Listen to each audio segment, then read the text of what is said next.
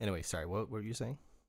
Oh, You're so like, I bought 7 options of DraftKings, and within like 20 minutes, I sold them and made $250. nice. So that's like the whole idea is like just Yeah. being liquid. Like I Hmm. don't own anything. Like I'm not sitting there like waiting for stocks to go up or down. Yeah. So Like you're like I'm you're day trading basically, basically, except not yeah, really because it's options and not stocks, right?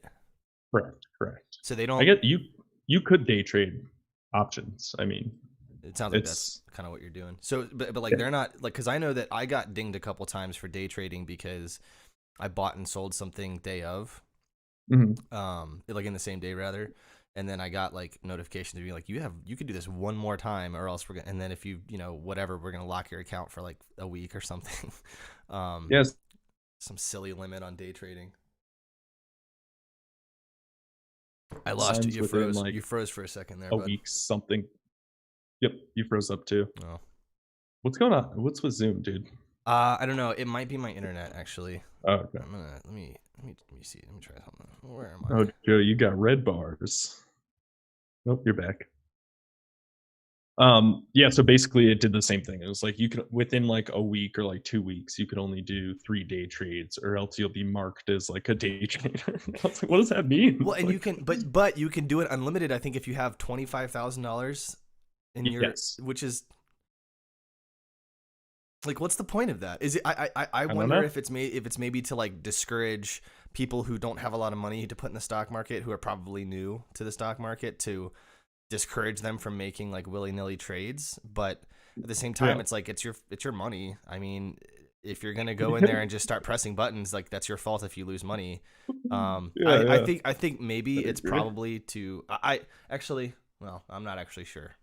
I think it's more of I don't know what it's called, but it's more for like this like the stock exchange and like the government itself. So like how you're like being taxed or like something. I don't know. Yeah, I think it might be more for that, but it's all really really strange to me. This is why I yeah. stopped trying to trade and I just said Tesla ride the wave. Yeah, yeah. So I've been doing this for like a couple weeks, and like I'll just do like Monday morning, and I'll just do one trade a week, sometimes two, depending. So like if I find like another good one and I can make like another couple $100, like I'll do it, but I'll just do it like Mondays I have off, so I just do it Monday morning. Sometimes I let it ride throughout the week and see if it gets good and sell it. Sometimes Yeah, I'll sell it within a couple minutes, but yeah. nice, nice. Yeah. Yeah, it's just a weird place, and I actually found there's a really cool app that has all these different like lessons, just sort of like basics of trading, and you have to pay for some of them, but a lot of them are free, and Mhm. yeah, I mean it seems like a ton of work to figure out what you really like to make a really really informed decision um about what you're doing. And as I kind of went through that thing, I was just like, this is fucking too much. I don't have like the gains that I'll make are nothing. Yeah, If I yeah. had half a million in the stock market, sure, Yeah. I My could turn it to a job. But if I have like $800 in the stock market, like I'm not making jack. yeah. Well, my goal right now is to just like make a couple hundred, like a couple extra $100 a week, you know. Yeah, nice. And so right now, like I don't know, anywhere between like 250 to 500 of like the last couple weeks, like a week, Wow, which sweet. is pretty exciting. Yeah, wow. But Damn. yeah, it's a lot, and I'll usually just like cram. Like the first time I did it, I stayed up all night and like watched a bunch of videos, and just like crammed it, and then I was like, okay, stock market opens. Like I did my first trade was oh man, what was it? I forget. Do you ever I forget now. do you use Reddit at all? I go on Reddit. Yeah, I look There's at a things on Reddit. there, do you know the Wall Street Bets sub? No. Those guys. So the description of the sub is like 4chan found a Bloomberg terminal. These guys are like ridiculous. They're so stupid. They do this thing where they'll have like a mega thread, and it's a paper trading mega thread is what it is. And so Okay. they have people, it goes for like a week, and they have people who are like, new to trading, who are new to the sub. They have them basically like journal their paper trading for the week. And they say, we have a prize for the person who does the best. Well, actually what happens is at the end of the week, they ban everybody who posted to the mega thread. Because they don't want paper traders. Like, no, these are literally guys who will just like, they will put like $1 million into some silly stock, and just YOLO it, and it's a blast. Oh, these guys are options trading. They do a lot of options, yeah. I'm in the Wall Street's bets right now. This guy's got 27 contracts at a value of $21,000, and he's made about $54 of it so far. which is like the idea. It's like the idea is to make what you can and like get out. You know what I mean? Right. So it's like, depending on, like, I started with like a couple $100. So I'd buy like a contract for like $300, and it's like, if I make, $50, like, I'm out. And it's like, I made $50, there's Right, nothing yeah. wrong with making a little profit. It's Yeah. like holding on to that and being like, oh no, I've lost. That I've actually lost $200. That actually happened to me a couple times. There were a few picks that I actually did really, really well on, like 50% profit on it. Yeah. And I was just like 51%, 52%. And then the next day I'm like down 20%, because the hype happened, and then everyone sold at the top, and then it all crashed. Yep. I did that last week. I was like, this is looking good. I was like, let me just hold on a little bit. I was like, all week, I was like, no. Yeah. Well, that's what, they like, people say you should have like a minimum sort of, this is how much I'm willing to lose. Like, I'm willing to lose 10%. And so, you can set your they call them, you can set the stop losses, and if it ever gets to below, 10% below the value, it'll just automatically sell it, and you'll be good. You can do that on the upside too. Exactly.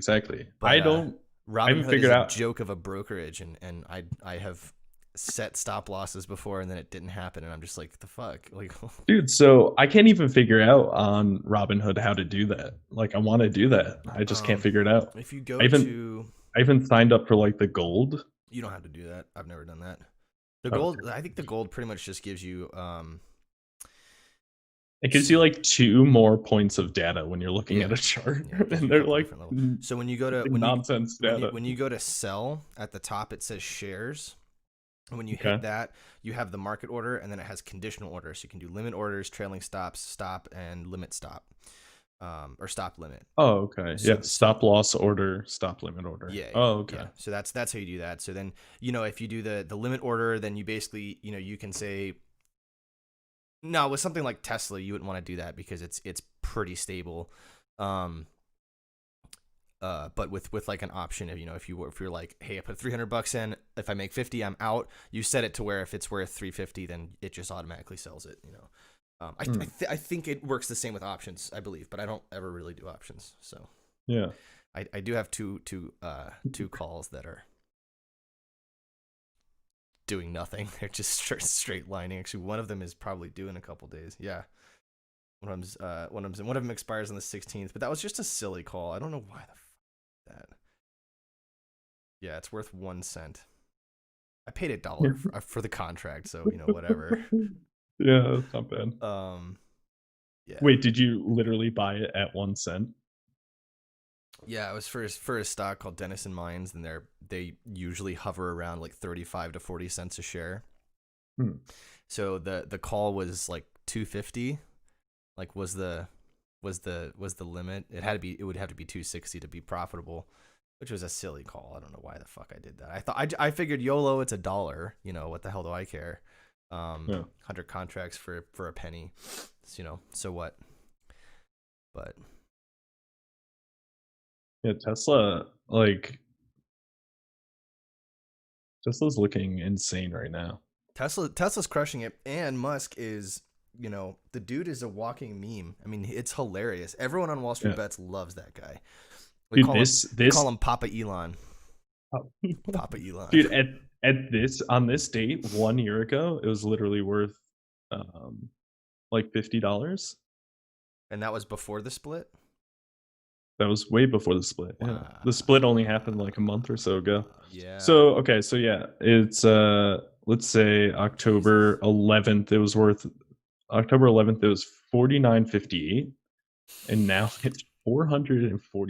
So if a year ago, if you got in for like what, like even like 2 shares, it's up 903%. Crazy. There's definitely people out there who probably ended up having their lives changed because they had, they bought a couple $1,000s worth of Tesla, and now, it's ridiculous. Did you see the Elon Musk tweet? Because the SEC is all over Musk because he tweets a lot, and I think that they're super super like eagle-eyed on him because they think he's trying to manipulate the stock price subtly.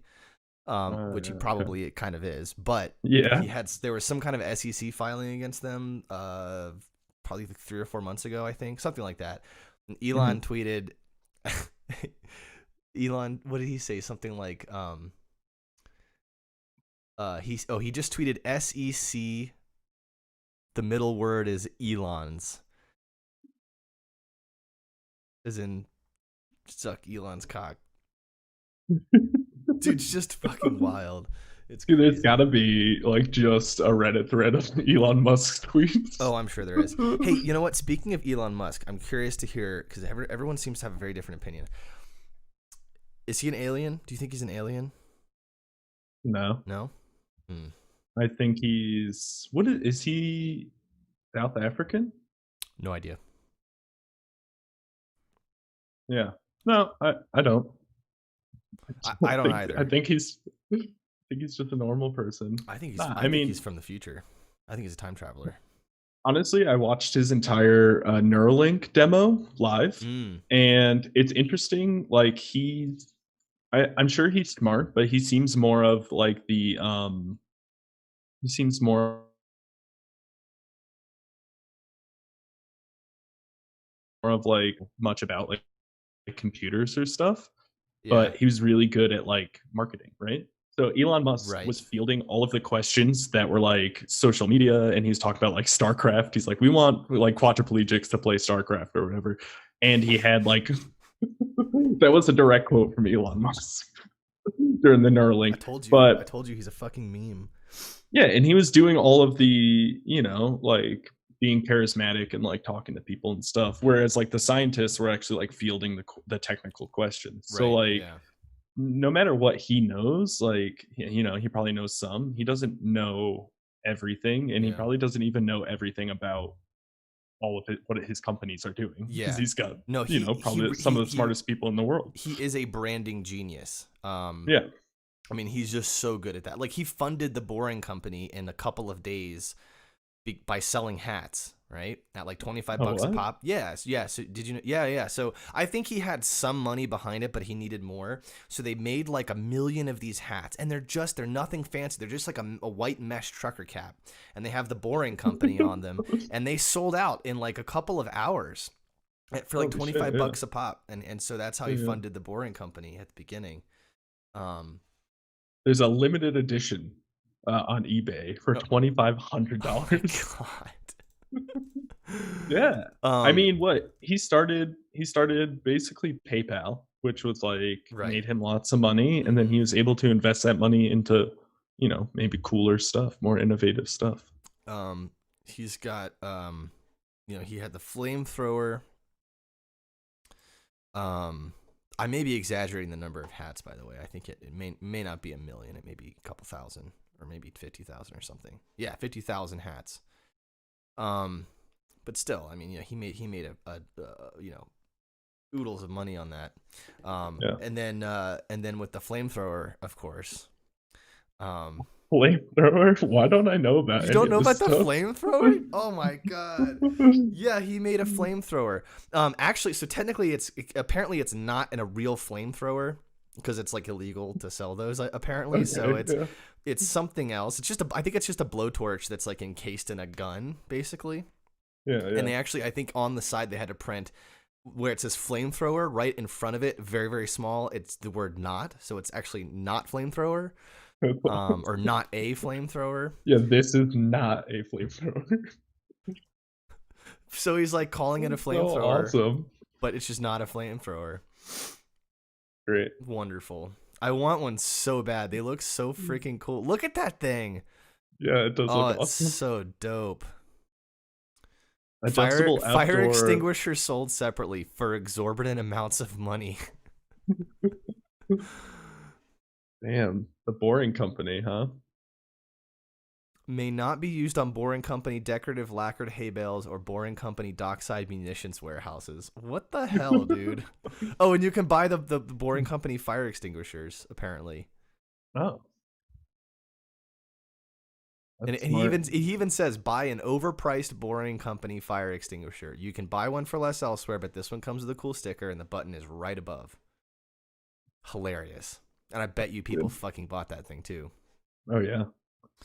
Yeah, I mean, it's just marketing brilliance, and I don't, I wish I knew more about how all this works so I could appreciate his moves more. But it's funny because like learning stuff like from golden music is kind of like you buy a bulk amount of things for a lot less money, and then you sell them for just a little bit more money. Right? Yeah. So I guess. Yeah. But anyway, so let's talk about I want to pick your brains about Golden Rooster. You guys been going strong during the pandemic. I have not really been doing anything with Golden Rooster. Oh, okay. So I think like last year or the year before, I moved out of the shop in Golden and like finally cut ties. Oh. Finally cut ties with Golden Music. Like I had quit, and then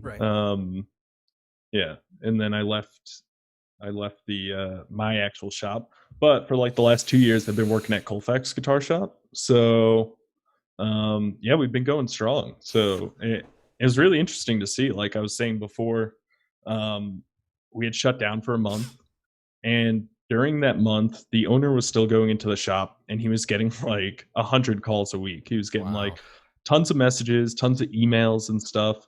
And when we finally opened back up, like in May, we were just swamped. So we just had like more than enough work. It's been interesting. Fantastic. It's been really interesting. Yeah, great. There's a lot of stuff that lends to that. So right now you have professional musicians who aren't gigging as much, aren't doing practice, aren't really doing a lot of things. So they're like, hey, let me get my instrument worked on. And then you have people just picking up instruments for the first time. You've got people who've had instruments that are like, oh, now I want to play because I have all this time. So let's bring it in to get repaired. So like, I don't know, like we've just been saying, we're like, who knew guitar repair was recession proof? I guess it's done really well during a pandemic. So I'm surprised at the industry, at the portions of the music industry that seem to be doing well. Like I usually end up losing pretty much all my students over the summer. Yeah. Maybe I'll retain one or two. I have retained all my students over the summer. I had one student quit because they couldn't afford it, and we just couldn't really come to an agreement on. I tried to work with them a little bit on price, and we just kind of couldn't really come to an agreement. They were pretty much just like, we just can't pay you anything, and I was like, well, I can't teach. Will you do it for $0? I don't know. Although, you know what? I actually, so one of the things that I really want to do, and I'm thinking about this a lot. I kind of want to make a website, and I kind of want to do. Lost you, Joe. Oh, you lost me? Your bandwidth is low. Yeah, my bandwidth is fucking terrible. I got other people in my house as well. You know what I need to do? I need to run an Ethernet cable to my computer. Am I back? Can you hear me? I can hear you. Yeah, great. I can't see. Oh, I can see you now. Yeah. Okay. Yeah, I keep having a. Hey, Liz. Oh my gosh. Yeah, you get me banned from YouTube, and I got no viewers. Yeah. Which has happened before. I was like streaming, and Liz will come out of like the bathroom, like no pants on, and I'll be like, no. Oh my gosh. Ban from Twitch. Anyway, so yeah, so I one of the things that I really am interested to try just as an experiment is I want to offer pay what you can lessons, and basically say I can't do it for $0, and I can't do it for like $10, right? But I'll do anything between 10 and 60. Whatever you can afford, pay me, and just kind of see what happens. The pessimist in me says you're going to get all these people who are going to be like, I'll pay you $10 an hour, and I might as well go work at McDonald's and make $5 extra an hour. But I don't know. I'm also a little bit hopeful that more people than I might expect would be like, actually, I can push this a little bit. I can afford 35 an hour, or I can afford 40 an hour, or hey, we've been taking lessons from you for a while, doing a little better. How about 45 an hour? Can we go up? Can we actually pay you more? So I don't know. I'd be really interested to see what happens with that, but I'm thinking about it. I'm not really sure if I'm going to do it, but be interesting, Yeah, you should like you said, you should just try it with like a student or two, just as like an experiment. That's actually maybe even if if they're like two opposite ends of the spectrum too, like economically, it'd be interesting. It's a good idea. I hadn't thought about that. I think the idea with, I don't have the data, but I think there is some data backing up that sort of thing. Whereas typically the person on like the better end of the economic spectrum, like the people who are better off or more well off, tend to pay less. Interesting. And the people who might not be so economically like stable or whatever tend to pay a little bit more. Especially people like in the service industry, tend to understand what it's like. So well, I was thinking about it, and I realized. So I actually I got in touch with Robert Demain, who's the principal cellist of the LA Symphony, because he's offering online lessons, and so I sent him an email, and I was like, hey, I'd like to take a lesson with you. What's the dealio? And he was like, well, I don't really do like a 1 hour lesson. Like we'll block out like 4 hours, and it'll just, it goes as long as it goes. Maybe we'll stop in an hour. Maybe it'll take 2 or 3 hours. Who knows? And he was like, it's $300. And I was like, I can't pay you $300. And he was like, what can you pay? And I was like, honestly, man, I could give you $100. And he was like, that's cool. Oh, what? And I was like, oh, okay. And then I came back and I was like, you know what? I think I could do 150. And I'm thinking about that. And I'm like, what was my mindset there? You'd think that I would go, oh, sweet, I'll just pay $100. But on my own volition, I came back and said, I'll pay you 150. This is a guy who makes a ridiculous amount of money. Maybe not now because they're not really doing concerts, but this guy makes a lot of money playing for the LA Phil. I mean, he doesn't need to teach private lessons, even for $100 an hour. Like for him, probably it's just not. I mean, well, maybe he's probably got a horde of cellists knocking down his door, but still, it's like, this guy is not gonna fucking starve because I paid him 100 instead of 150. But here I am going, I'll pay you 150. You know what I mean? And I'm just thinking like, well, not to make myself out as a super generous person, but I'm just like, if I was willing to kind of up my number, even though he'd agreed to a lower number, probably a lot of other people would be willing to do that too, Yeah, well, I think it's certainly not charging $300 for a lesson, not even freaking close. I think in your situation, like this is someone who's accomplished and someone that you think that you could really learn from, and that would be an exciting thing for you. So like you reevaluated that value to you, right? Yeah. So you're like, I can do $100, and you're like, wait a second, like I'm going to be taking up this guy's time, and I'm going to, for whatever amount of time, I'm going to be getting value out of this. So it's worth it to me. It's like, you know what would I pay for this? Be like, okay, maybe I could do $150 because it seems more valuable to me now. Yeah. And that guy's really cool because he's like, okay, I can do a 4-hour block, and this is how much 4 hours of my time is $300. Yeah. And he's just like, it was so cool of him to be like, oh, what can you pay? Yeah. And I mean, and you were like 100, and he's like, fine, I'll do that for 100. Yeah. Like, Yeah. you know what I mean? Like he's negotiating the worth of his time, which is an interesting thing as well. Well, but I also I know about him. I mean, I know of him as the principal for LA, obviously, but he was one of the artists in residence at the Montecito Music Festival, which I went to in 2014. And I'll be honest, like my personal experience at that festival as a participant was very, very Yeah. shitty. But they did an amazing job at getting performers in, and really, really, it wasn't like he came in and played like one piece on a concert somewhere. No, I mean he did all six or four. Was it four? I can't remember. Shit, all five. I think all five of the Beethoven cello sonatas in one concert. Oh wow. Which is freaking crazy. All from memory. And he taught a couple of master classes.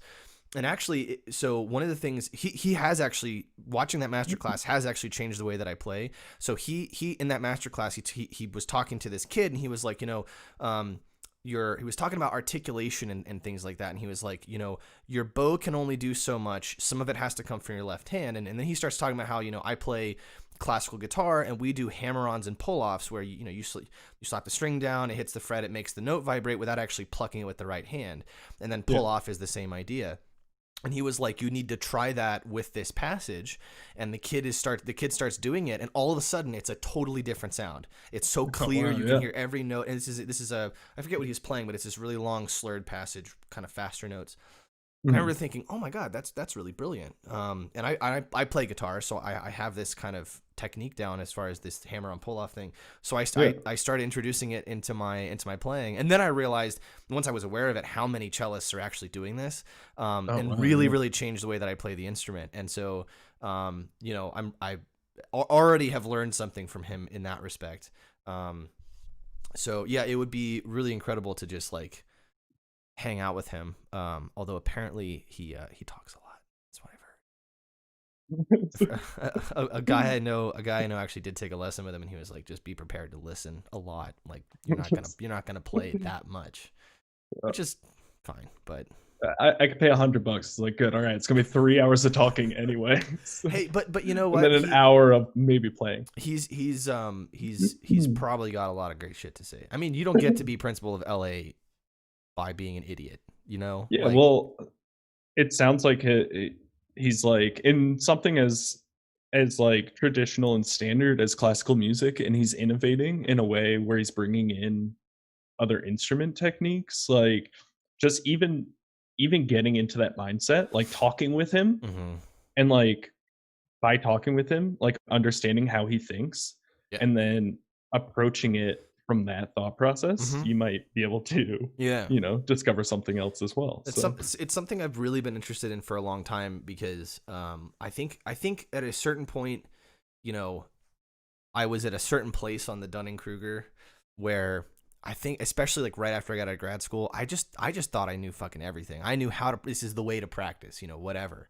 And then I guess just the more I've become an etude junkie in the past couple of years. I fucking collect etude books. Half of what you see on this middle shelf here is etudes. Okay.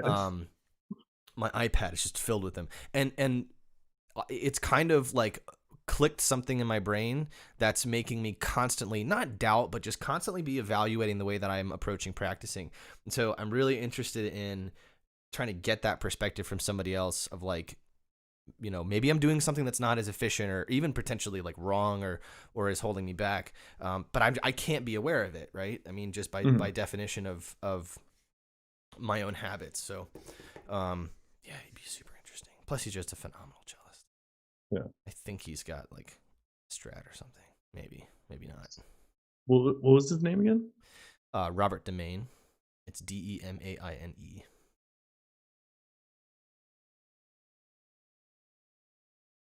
I think that's how you spell it.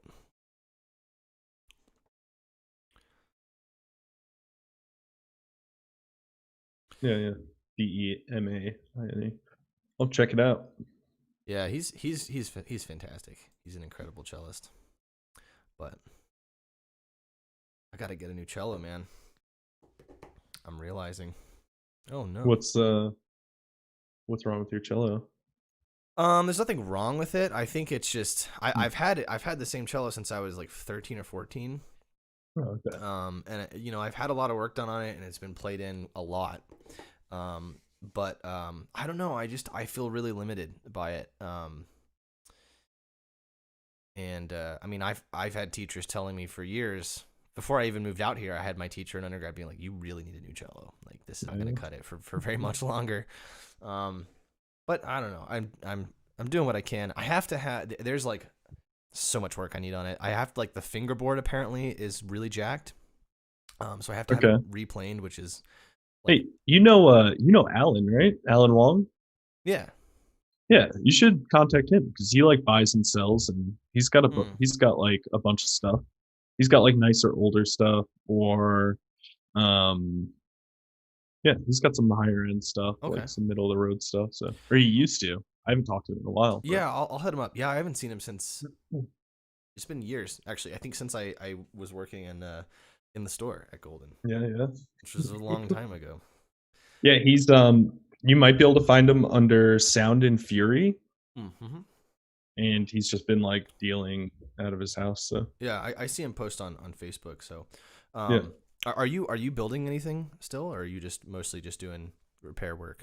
I'm not, mostly doing repair work. So before I left my shop, I got started on like a batch of 4, but then I had to move all my stuff out, and I'm currently a friend of mine is kind enough to let me store all my stuff in his garage and basement. So, which is good because he's building. So, oh, sweet. He's like, yeah, you can leave your stuff here. Like, I get to use all your tools and stuff. And I was like, yeah, perfect. Oh, okay. So he's building like a bunch of electric guitars, which are coming out really nice. Sweet. But yeah, I haven't really built in a while. Yeah, just kind of been focusing on repair. Yeah, just working Golden Music, working at Colfax Guitar Shop. Never work for Golden Music again. Oh man, you can't escape. It's a nightmare. You can't escape, Nils. I did escape. Such a nightmare. Everybody got out. Harrison got out. Couple teachers quit. Dustin, yeah. Dustin. I think I got to talk to Dustin. I haven't talked to him since before he moved. But I think he just moved again. Oh, did he really? Yeah, he moved out to, I don't know, like San Francisco or San Diego, one of those. That's where he moved like a year or so ago, I think. Yeah, so he's just moved to like San Antonio, I think.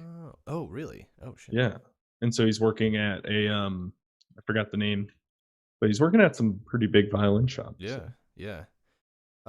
Which is great. I mean, the guy put so much work into especially like the bass end of stuff. The dude is insatiable for knowledge and applying it. Like, he's a really smart kid. He's great. He's a great guy. I miss him a lot. I found a video of me scaring him in the basement. I was just going through my phone and I was like, "What is this? What is this video from like 2015?" Oh, awesome. And it's him like in the basement working on basses, and I just creep around the corner and I just yell, and he goes, "Ah!" He like jumps and he does this thing. Fucking hilarious. He was so mad. I scared him a lot because he was really easy to scare, especially he down. Was, yeah. Huh? He was, yeah. Yeah, especially he's very like inside of his own head. Yeah. So especially down in the basement, he would just. I think he just lost all perspective of time when he was down there. Oh yeah, horrible. I miss that guy. I kind of feel. So I actually didn't know how old he was for a while. I thought he was a lot older. Because of the hair. And I kind of feel bad because I think I like once I got to know him, I think I had this assumption of his age, and then I compared it to how he behaved and acted and spoke, and I think that I formed this really like negative opinion of him because I thought he was just a really immature older guy, and then I found out that he was very, very young, and then I was like, oh well, shit. Well, now I feel like a prick. Yeah, it's tough being like under 21 with a full head of gray hair. The silver fox. Yeah. I don't know. I spent a lot of time with him in the shop, so like I don't know. We were at odds with each other, and he got annoying, which I got annoying as well. Probably when you spend a lot of time. We all got annoying. But yeah, all in all, I think he's really, really good guy. It's really nice. Speaking of conspiracy theories, that dude probably believes Elon Musk is an alien. We had for the longest time, Dustin, if you ever watch this, I'm sorry, I'm not sorry. That's actually one of his favorite lines. But we for the longest time we wanted to like do this really elaborate like conspiracy, like Oh yeah, set up a website. Oh yeah, that's right. I Yeah, was in on this. Yeah, yeah, you were yeah, in on this. yeah. Yeah, yeah. Set up a website, like mail a bunch of official documents to him with like this made up conspiracy theory. Because at that point we were convinced that he would believe anything, Was and he was he was ever just like, was he a flat earther at any point? yeah, he was Oh my, absolutely 100 is he percent still a flat earther? probably Uh, probably. well, Dustin, if you ever do listen to this, we love you, buddy. Yeah, Don't yeah. don't don't get us wrong on that, but um, yeah, man, That would have been funny. I like legit miss that like time at Golden with you and Harrison and Dustin. Yeah, That was a good time. It was a good it time. was. And Mike coming in later, Mike, like, yeah, Mike was great. yeah, I think Miss it was that guy. more the only thing keeping me there was like all the good people and like all the good times we had. Like nothing about the job was that great or like the company itself. It could have been anywhere, you know? Like Mm-hmm. Harrison and Mike actually have been working at the Amazon warehouse, and Oh it's yeah, like, yeah, I heard about dude, that. I would have had just as much fun Yeah, like if we all worked at like the Amazon warehouse, you know, yeah, just like yeah, being in an environment where like I don't know, where you find people that you can like riff off of, yeah, and yeah. you know, I don't know, Well, good stuff. it was nice sometimes to after dealing with customers to just sort of walk back in the shop and be like, hey guys, because you guys were just So back there never dealing with customers. You guys were just chilling, yeah, doing your yeah, work, and I just walked back there, and you guys had a vibe of just like we're just relaxing, having fun, and yeah, working, and it really helped. Sometimes people would come in, and it was just it was it'd be I don't know how to describe it. It's not that people would be like mean or dicks or anything, but like they would just like they would be asking so many questions, and I would get the feeling that like you think we're out to screw you, oh yeah, and so yeah, yeah, now instead of being a salesman, like I'm trying to rent people instruments, now I'm sitting here trying to basically say no, we're not out to fuck you over. yeah. That's not a And you're position I want to be in, and and you're running customer service, yeah, right, and which they're like, is you know, it was really painful sometimes. Most people that came in, it was just sort of like, we want to rent a violin. What's the deal? Here it is. Okay, cool. Sign us up. Take my credit card. Give us a violin. We'll leave. That was most people. yeah, But then there was another breed of customer who they wouldn't really probe about the contract. They wouldn't make any big deals about anything, but they would insist that their little 5-year-old play like a dozen violins, and I'm just like, what's the point, man? Like, yeah, you don't yeah, know what you're listening to. They don't know what they're listening to. It all sounds the same. yeah. Talking about like an 8th size violin. Like, come on, man. And it was just really, yeah, it was a whole thing. But I've got a story about a customer. This was recent. This was in the last couple months or so. sweet. So this customer comes in, and now I didn't do the work on his instrument. So in the shop I'm working in now, it's small. It's 3 guys plus the owner, and we're in like a small shop. We all work closely together.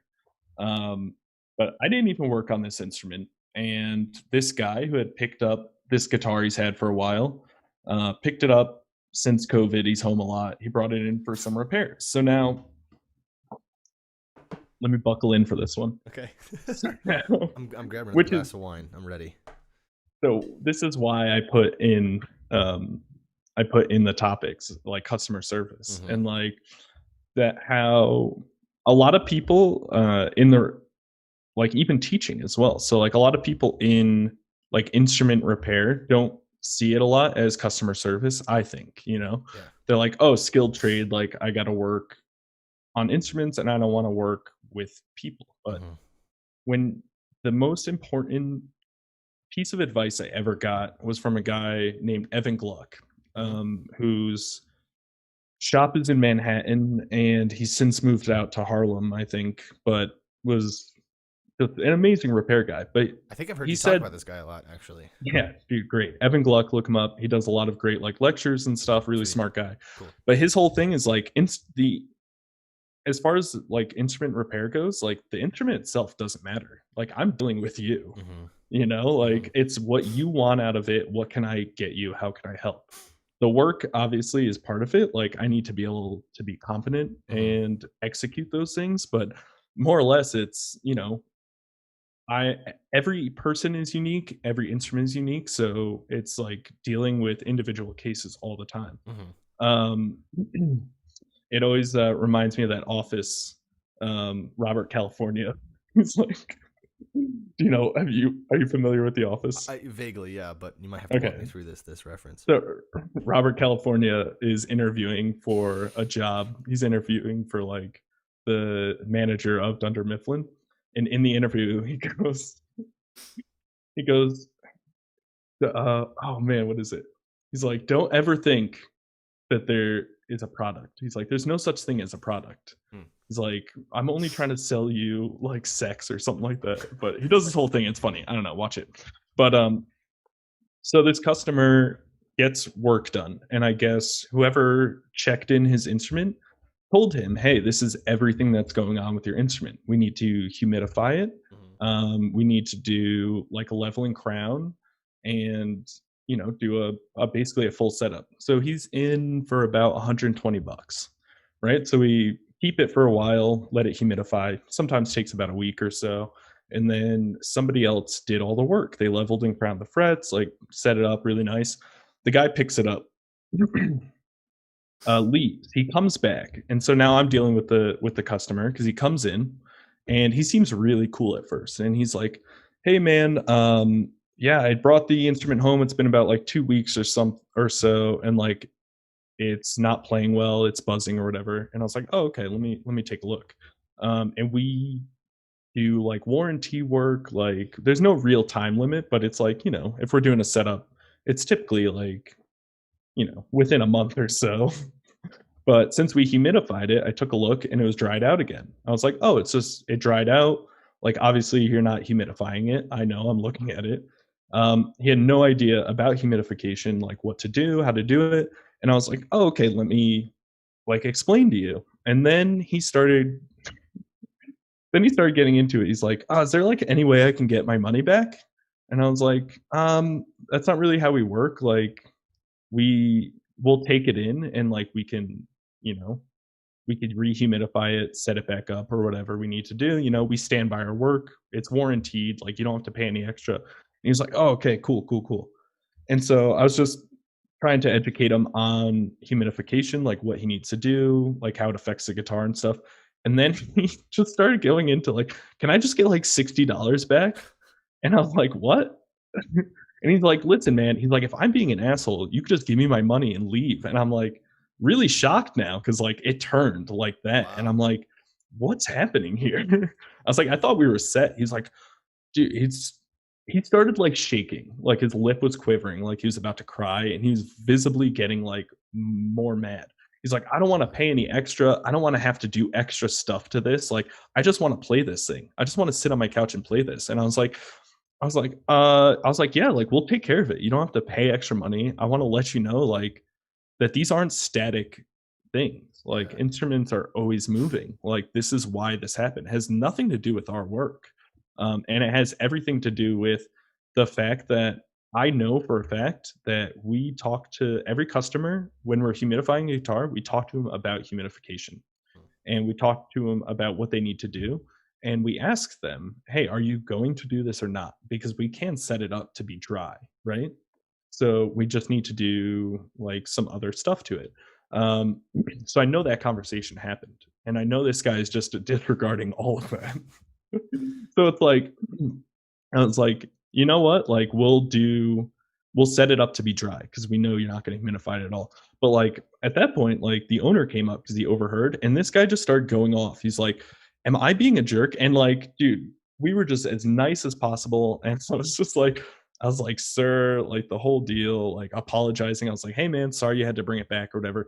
And he was just going off on me. And he's like, "If I'm being an asshole, tell me to leave."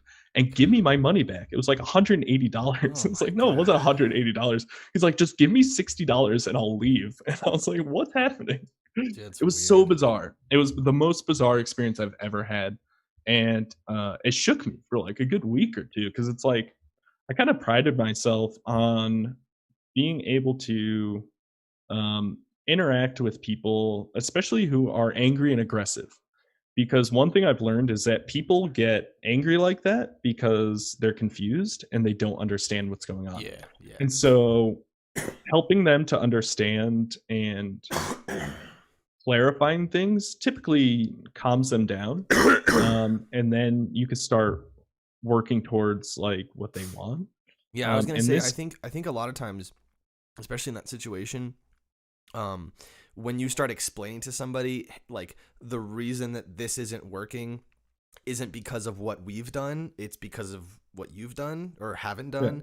yeah, I think people can get defensive, and rightly so, because on the one hand, you're basically saying this is your fault. And then you're also yeah, saying this is your fault because you didn't do X, Y, or Z, and now I'm educating you on it. And I think people can sometimes feel talked down to, even if that's not what's happening, yeah, or they can just absolutely. feel defensive because it's hard to say, oh shit, I didn't know something and it's my fault that this happened, Yeah, especially when it comes to an instrument. And if you are just a guy who just want like. I do this for a living. I'm super. I try to be really on top of like I don't yeah, humidify my cello, and I have really good reasons for that. But I try to be really on top of like repairs, setups. Like I'm getting a winter bridge cut. I have to have this fingerboard planed. All this nonsense. Like I'm swapping out my tailpiece and my end pin. You know. yeah, But if you are just a guy who just wants to sit down on his couch and play guitar, for someone to be like, no, you've got to do this thing, and you got to have this kind of, it just kind of, I don't know. I can see how from someone's perspective, they might just be like, you know, why the fuck? Like this was a mistake to come yeah, in, yeah. you know? No, And I understand. I understand what you're saying. And that guy actually kept saying that. He's like, I don't know if you guys, I guess you guys mistaken me for a professional musician, but I'm not. I was like, duh. I was like, dude, we deal the majority. We mhm. deal with beginner players, and Now people don't know. was this like And it's was this like a really nice guitar or? no, no, it was Okay. like I don't know, it was like a Yamaha or less. Okay. And I understand what you're saying, like, and that's what I thought at first, but like the way I approached it was not like in any way, like, even though it was legitimately like, this is something you're doing, I never said that to Hmm. him. Hmm. I was just like, Right. I was like, I asked him, I was like, do you want to know about humidification? Because this is what's happening. Your guitar is drying out. Do you want to learn about it? Do you want to know more about it? And he had said yes. So that's the only reason. Like, I asked him, I was like, do you want to do this? Like, because if you don't, there is another option we can do. And he said, like, yeah. And so I started explaining to him, and then he flipped again. And That's he was weird. like, Weird. it was a weird guy. It was a Yeah. weird guy. It was a Yeah. weird scenario. But it's yeah, like I said, it like shook me for a while, because like I kind of thought about all that stuff you were saying. I was like, okay, where did I go wrong? And like, Mm. I'm sure that guy, I'm sure to that guy, I definitely came off in a way that you were describing, which did not help at all. Yeah, So I just I don't think you think this, but just to be clear, I didn't think that you were being condescending or talking down to him. I mean, no, yeah, that's but not really something that you do, but I'm glad you brought that up, because I never thought about it that way, and I was like, oh yeah, that actually explains a yeah. lot Yeah. I think it can be from taken that way. from And his perspective, yeah, yeah. for And I'm sure. sure some of the things I've said could have come across that way as well. You know, a lot of times when I'm talking to someone, I'm not super conscious of my tone or my Well, actions. that may be so, but I mean, I've seen you interact with a lot of people, and you have a really good way of being very to the point. Here are the facts, but without being like, oh, I'm gonna teach you, like, you know, you poor little ignorant guitar player, you know, just but just sort of like laying out. Here's the deal with guitars. Here's what has to happen. Here's how these things work. Yeah, And then it's sort of like, I mean, the customer can then take that information and do with it what they will. yeah, I don't think I've ever seen you like talk down to anybody. I've also never, but to be fair, I've also never seen you interact with an angry customer. So, yeah, yeah. you know, there's that. Dude, one person at Golden, this was like a miscommunication, I guess. But I had a Those a happen in repair. building. So I had a repair in the back. It was a Larrivee guitar with the top crack, and I gave the estimate, and the front of the house, one of the clerks was like talking to the customers or whatever, and something happened where they came back just irate. And there's a lady and a guy, and they were just like screaming and yelling at me, and super pissed with Jill. Jill, I love you. I love you too, Jill. Jill, you're great. You are great. But super pissed with Jill. And, I talked it over with them. And at the end, they were like, thank you very much. Like, they wanted to take their guitar. They wanted to, like, they'll never use this again. They ended up leaving the guitar. I went ahead with the work, and they were super, like, grateful. And they were literally like, okay, like, thanks for talking to us. Like, you really cleared things up. Like, they apologized for being so irate. And they were basically like, exaggerated, of course. They're basically like, "Fuck you, Jill, we're out." Like, Oh man. not like that, but they were still very I angry with get like you. the front No, of the I house. get But you. like, I don't know. So like, people are interesting, and certainly during these times, people are, I guess, really cautious with the way they're spending money. This Yeah. guy in particular, I'm pretty sure that he's like a gig economy worker. So I think like he's an Uber driver or something. Mhm. So I think at the end of the day, he made a comment that was like, you guys talked me into doing this $120 thing that I really didn't want to do. And like, for a second, I was like, okay, I kind of felt bad. Um, but I was like, not really. Cause like, you're a grown adult. Like, if you didn't want to do it, like, don't do it. Like, the way we operate is like you were saying, like, I'm going to tell you everything that's wrong with it, and I'm going to tell you with confidence and assurance that like this needs to be done for it to play well. Yeah. So now it's on you to be like, hey, I'm not a professional musician. I don't want to put this amount of money into this instrument where it's not a valuable instrument. And So, we try to okay. relay all that information as well. So really, really good point. However, there is a question that I think the customer should ask as a follow-up, which I think a lot of people don't know to ask, which is which of these things is necessary. So like, for instance, I've gone in and hey, I've got an open seam. Okay, but then they come back and say, listen, your bridge is a little warped. Your fingerboard is all jacked. Okay, do I need to have the fingerboard done, or do I just need to get? Absolutely what I need is the open seam. Is it okay if I leave the bridge for later? Then they'll usually tell you, yeah, it's fine. Eventually, it's going to be a problem. Right now, just a little bit screwed. Maybe 6 months from now, it'll be, it might fall or it might crack. My experience is most luthiers are really honest about that because they don't want to lie to somebody. And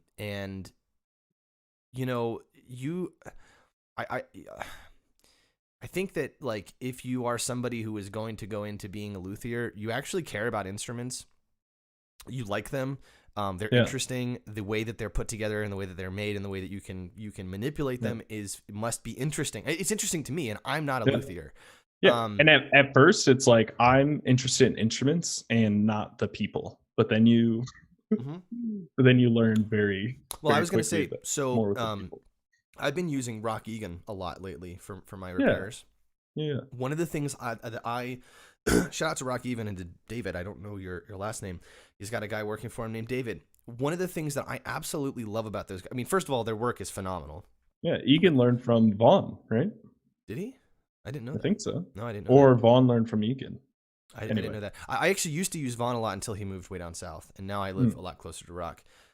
Anyway, but one of the things that I really admire and appreciate about Rock and David is they will go in depth with me on one particular thing. Like, I went in there and had an hour-long conversation with David, and Rock he was kind of working on other stuff, but he was kind of in and out on end pin materials. And this is something that like has a very, very, very subtle difference on the tone. It's really not that noticeable, but it's important for somebody like me.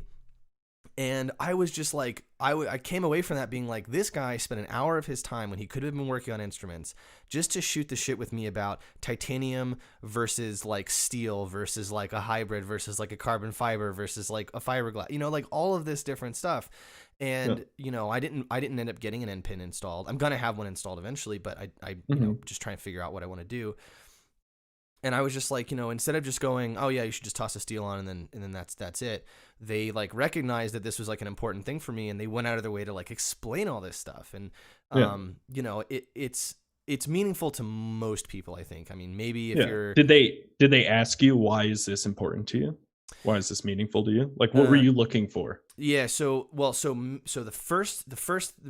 main reason that I want to have my end pin replaced is it's really old. And it is bent. It at the very least, the little socket thing just needs to be reset. If I pull it out, you'll see like it kind of comes out this way. Not that sharp of an angle, but kind of. But it's a really thin carbon fiber and it's very flexible. And so like I can actually, when I put the bow on the string, the whole cello kind of sinks in like that. And I don't want that. I want a little more resistance to the bow. Because it actually makes my life easier as far as making contact, because you're not losing that force as you bring it in, because the cello is not moving. So like a thicker steel end pin is going to be a lot more stable. But also because it does affect the sound. Something like carbon fiber is very flexible, so it actually can absorb a fair amount of the vibration and just transfer it into the floor, which is okay in some situations.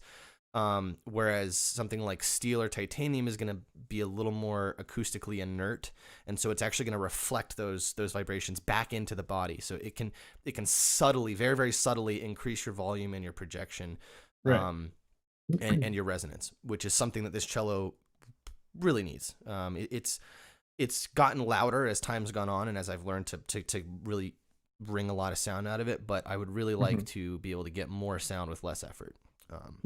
That's my whole philosophy of playing is I want to get the biggest, the most bang for my buck possible. Some of that is technique, but maybe 5% of that is the instrument. And your strings and all of this other stuff. So, but I also am contemplating, I was telling you earlier, I need a new cello, and I don't want to sell this cello, but I am contemplating having to do that. And I think that if I can, because it's played in and because I've been playing it, hours and hours a day for like 10 years at least. If I can do these subtle things that kind of will all add up to maybe 10% better sound, I could possibly get some more money for it than what it's, worth, which is like $4,000. Because, like if I was looking for a cello and someone said, listen, like we've really spent the time, I've tried all these different end pins. This is the perfect end pin for this cello. I've tried all these different, that to me goes, actually, that's really cool. I'm actually willing to pay more money because I don't have to go through this whole process again, because it's been literally like my entire life of playing this cello has been trying random shit on it and seeing what works best. Wooden tail pieces, fiberglass, or not fiberglass, but carbon fiber tail pieces, composite tail pieces, which is what I have on now. All this stuff. So that's kind of my hope. But also just in the meantime of playing it, if I can just elevate it a little bit more. Yeah. So you're trying to not, your hope is that you're objectively enhancing or bringing out the best qualities of this instrument. And a lot of that, so as far as like materials go, a lot of that can be subjective as well. So it is interesting between the two. But like you were saying before, like Dave had taken the time to like go over like these materials and stuff, but like and also in the world of like instrument repair, you got two things. So you kind of want to have almost like a car mechanic. So it's like, I need to tell you everything that I see, and like you were saying, like we tell people, hey, this stuff is necessary right now, this stuff can wait and is sort of like extra, but you're not going to put someone's brakes on, like you're not going to put brand new brakes on and be like, you have a bent rim and just leave that and not tell someone, right? You know what I mean? Yeah. So Yeah, so there's a lot going on there, but it's interesting as far as instruments go because you talk a lot about cars and stuff and vehicles. I use the analogy a lot because it's very similar across like what you're trying to repair. Hmm. Um, but as far as instrument goes, Evan Gluck again made the best comment. He's like, "These are toys. Like none of this is important. Like we are toy makers and we repair toys for people's toys, right?" And he gets like a lot of customers coming in that are like, "Oh, it's like this is an emergency. Like this is they're so like distraught and everything's going on." And he said a couple times he'll put on the news like while they're waiting, and there's like some hurricane like decimates like some island or whatever. And it's like, people just like looking for a home. He's like, "Listen, this what you're thinking about right now is not that important." And it was funny, but it was interesting to think about. And I still kind of think that way because it's like for the majority of people, like, yes, these are toys. This is extracurricular entertainment, But I also think about it as tools. So for you as a professional musician, this is a tool, right? And so how are you going to get your tool to where you can use it in your profession, right? Which is kind of the two. If you were to lump people into two groups, it would be the toys and the tools. Hmm. Hmm. It would be Yeah. the people who actually need it because that's their livelihood, and the Right. people who don't. And like I think you know it's important to discern between them Yeah. and have that dialogue. You know what I mean? Yeah, because like And for me, so if my cello is not working and I don't have it for 4 days, then I don't work for 4 days. I can't teach yeah, if I don't have yeah, an instrument, and I'm right, not gigging a little bit right now, but like if it like so I have a recurring Catholic church gig. If I don't have my instrument oh, over a weekend, I don't work. That's money, right, that's so, for me, like if something is drastically wrong with my instrument on a Friday, it is an emergency, because if I don't have it for Saturday and Sunday, I'm not working, which is right, a right, problem. And I yeah. also am not practicing. I did have to take my cello in a couple weeks ago, and it was with Rock for from like Wednesday at like noon to like Friday at 1, two full days basically. Oh, that's good. I was losing my fucking mind, dude. My girl on like Thursday, my girlfriend comes back for work. She's like, "Are you okay? What's wrong?" And I was like, I don't have my cello, and I haven't been practicing, like, and I haven't been teaching. Like, I'm losing my mind. I haven't done anything all day." And she was just like, "Oh, okay, great." Like, I just got home from like an 8-hour shift, and you're complaining about not working. Like, Yeah, you're like pacing over like a hot cup of tea, like I was shaking a sitting. little bit. Actually, what I was doing was My I was cello. on my actually I was on my PlayStation, and apparently I had like a really like just like this like just shitty fucking look on my face, and she was just like, "Are you okay?" Bro, what's Um, going on? but yeah, I think the tool and toy distinction is interesting, and I've always thought of this as a tool, which is Yeah, why I don't name it. I think that's really silly. Um, Name your cellos if you want, but I'm not gonna do it. yeah, yeah. But But yeah, it's the like someone like you have a rapport with your repair guy, and you are a professional, and that is your tool. So you go in there and you're like, "Hey, I've got this gig. Like, I need it to be playing. It's doing this thing, right?"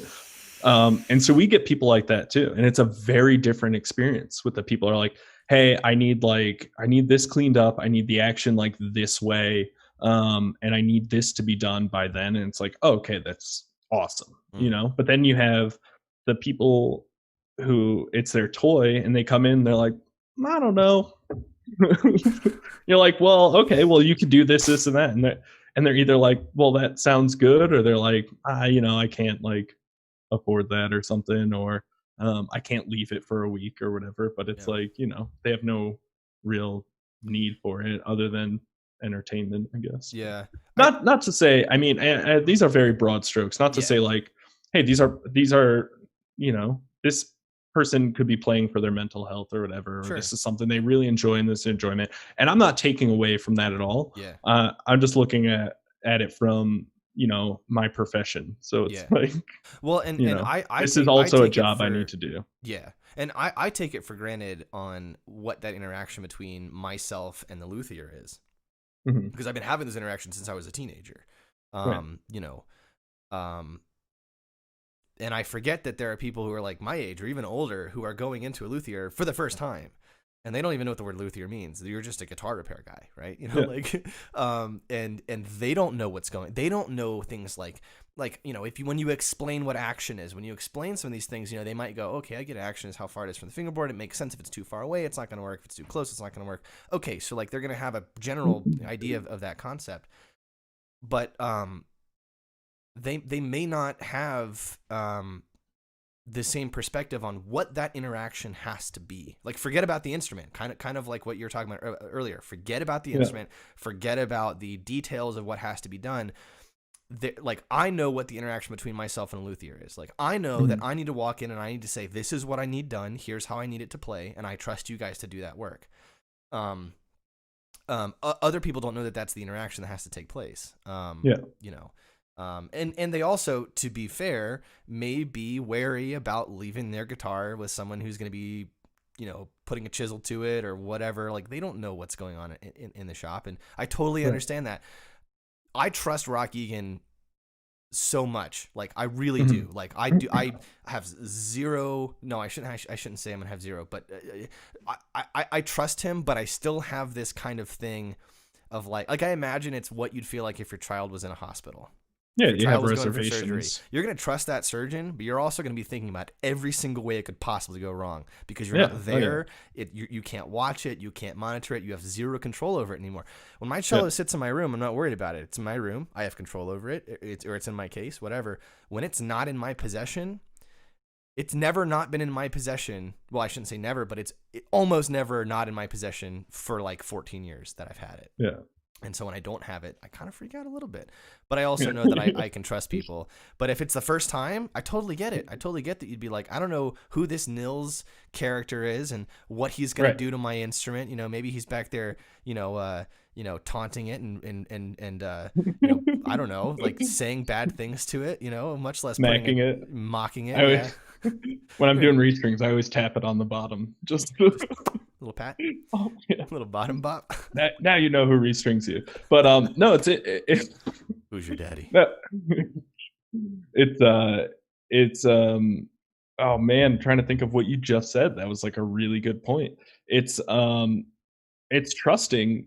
It's my job is a lot less to do with the work I'm going to do, and it's more to do with the rapport I'm going to build with you and the trust I'm going to build with you as a customer, right?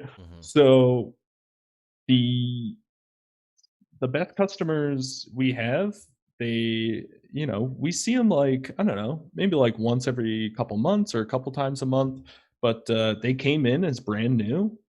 We worked on a guitar, but more importantly, we built a relationship. So that's what I always try to do.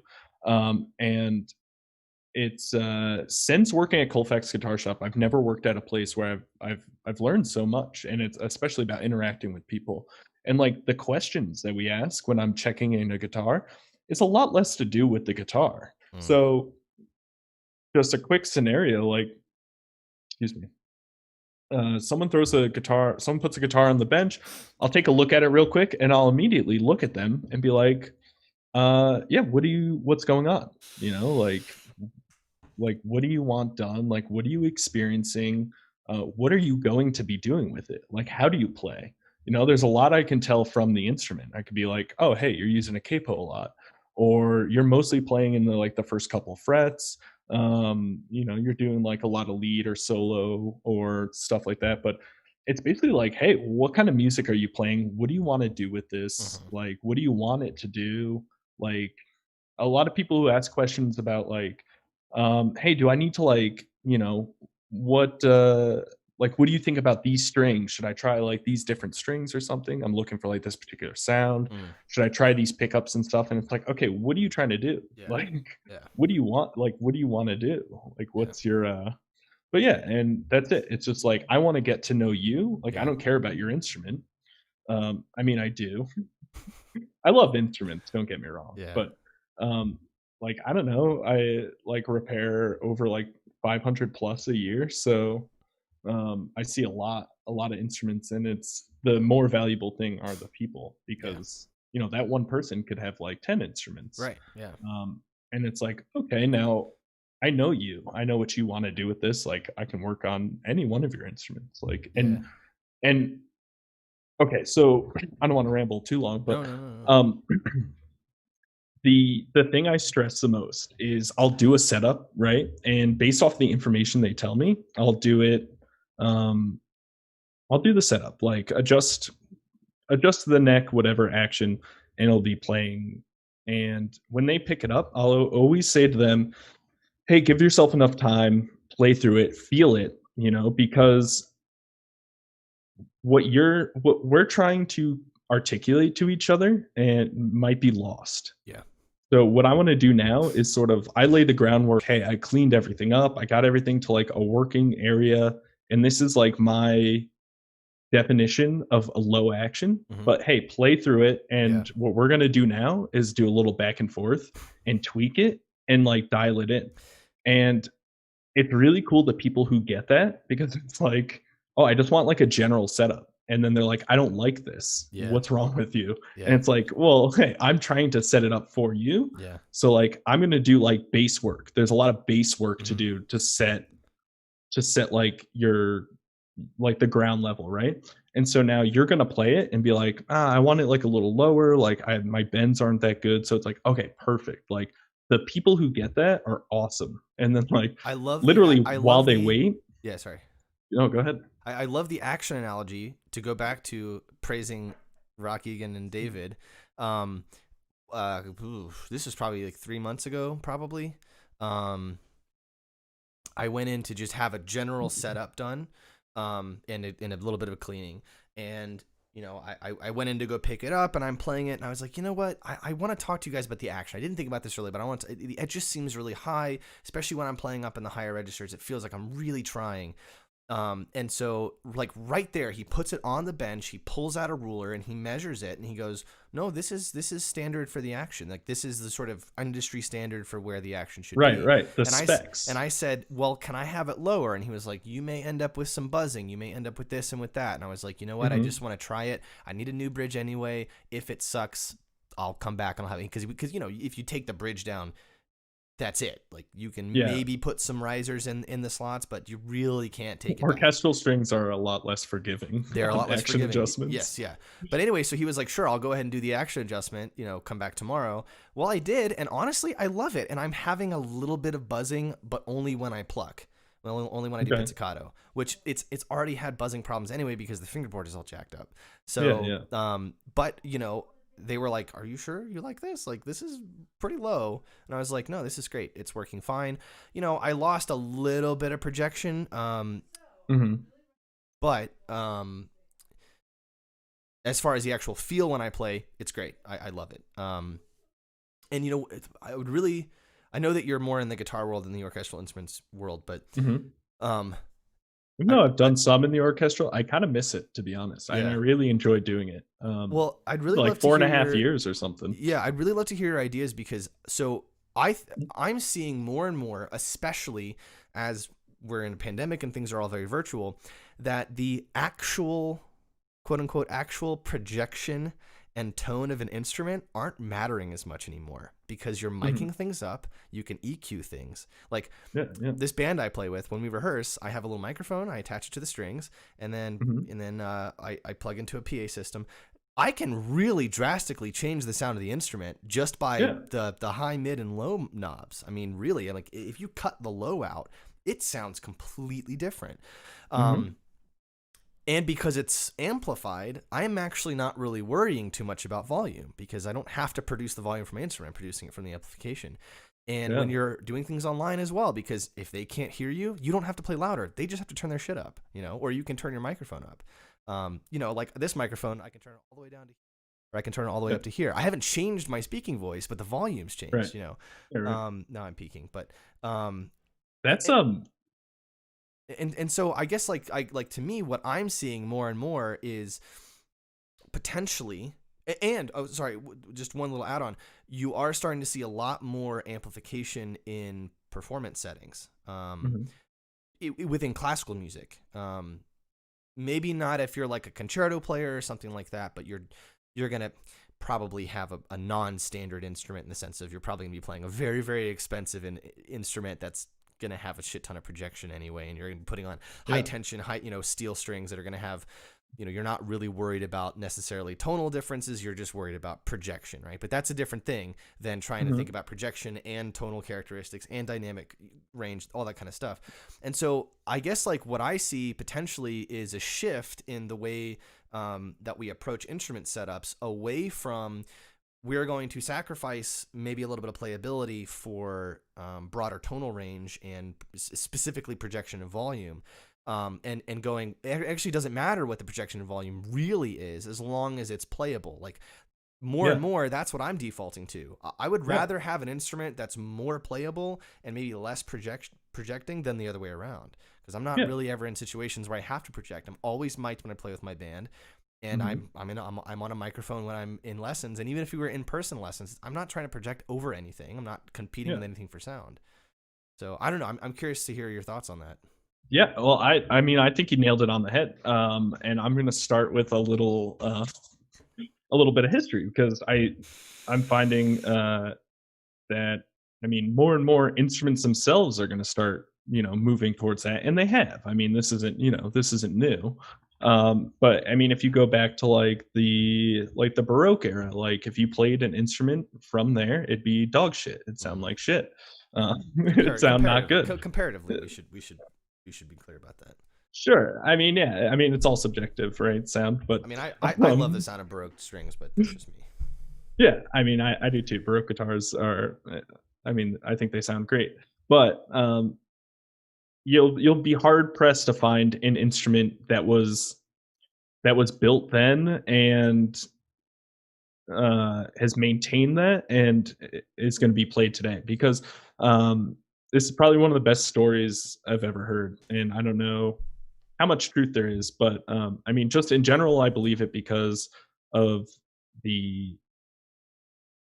how instruments have evolved because of the application they're being used in. So you'll find in violins, cellos, and stuff today, probably through the classical era and beyond, have changed greatly compared to like Baroque, because you're playing for larger audiences, you're playing in larger areas. So the neck projection has actually changed. Bridges have changed. The arching of the instrument itself has changed. The width of the body, like everything has changed. Yep, string types, absolutely. The bow. Yep, bows. The invention of like steel strings and like the application of steel strings. But so the best story I ever heard is that Strad violins are garbage, right? Strad instruments, they sounded terrible and they're really bad, and you'll never find an original Strad, because they have actually been changed so much throughout the years to keep up with modern playing and like modern venues and like modern applications.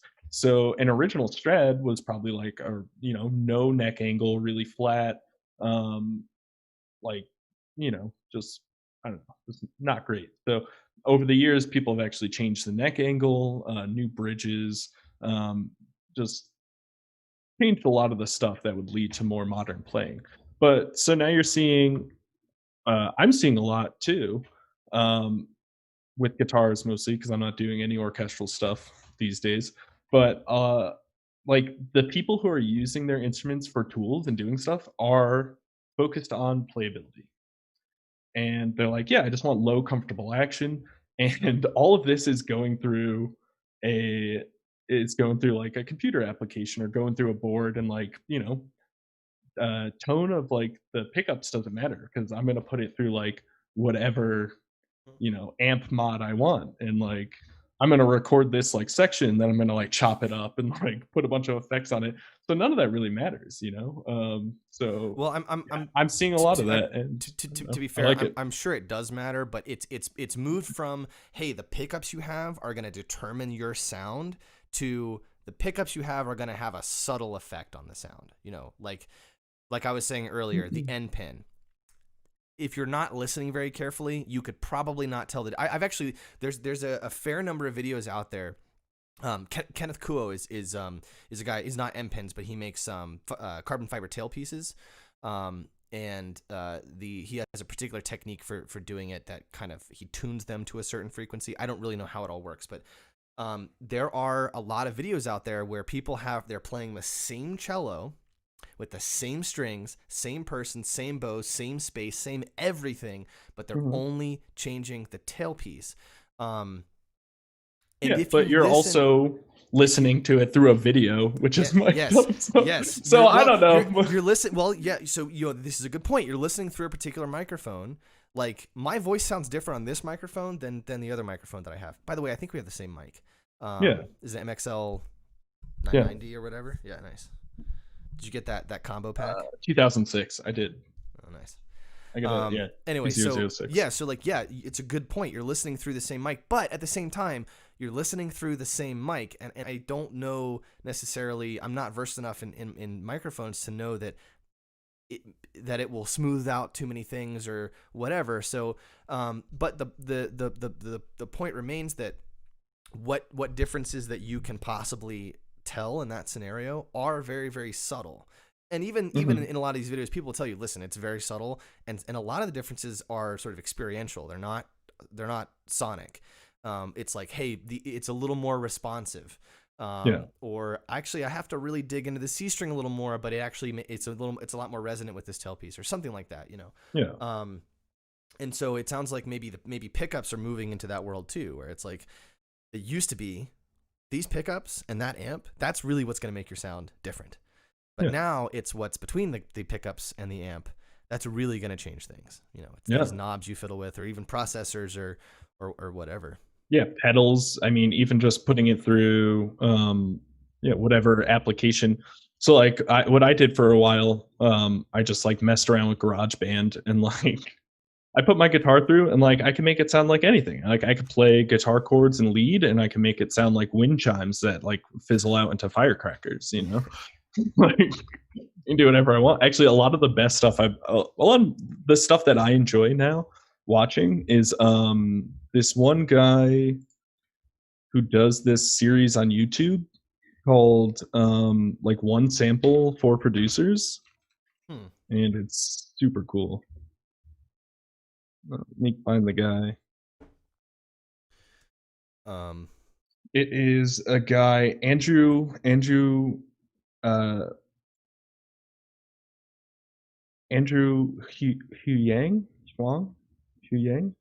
probably pronouncing that wrong. I think I know exactly who you're talking about, Andrew. Yeah, he's a producer and like a musician, and he Yeah. plays a lot of stuff, and he does some really cool videos. But it's just so interesting seeing like producers and these people that can, take samples or take instrument, like take like, a recording of someone playing guitar and totally just like chop it up, like put different effects on it and make it sound not like a guitar at all, turn it into like a drum line, turn it into a bass line for an entire song. It's interesting because like I'm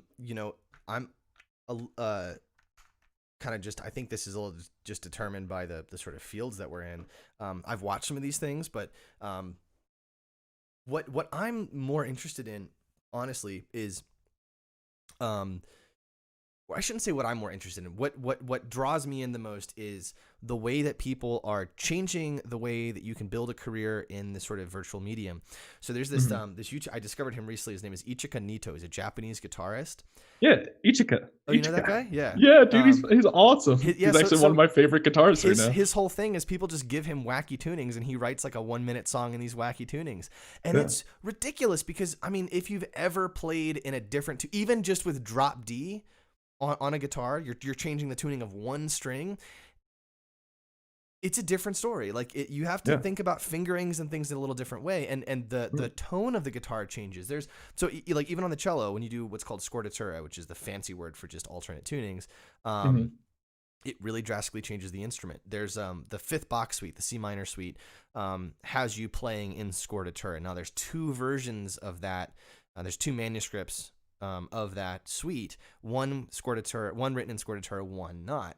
If you listen to recordings done in scordatura versus not, it's a drastically different, like sonic sound. Like the you don't even have to listen to recordings. Like if you play the cello, you can just try it in the scordatura and try it in the standard tuning, and just the tone of the entire cello changes. But all you're doing is dropping the A string down to a G. That's the only thing that you change.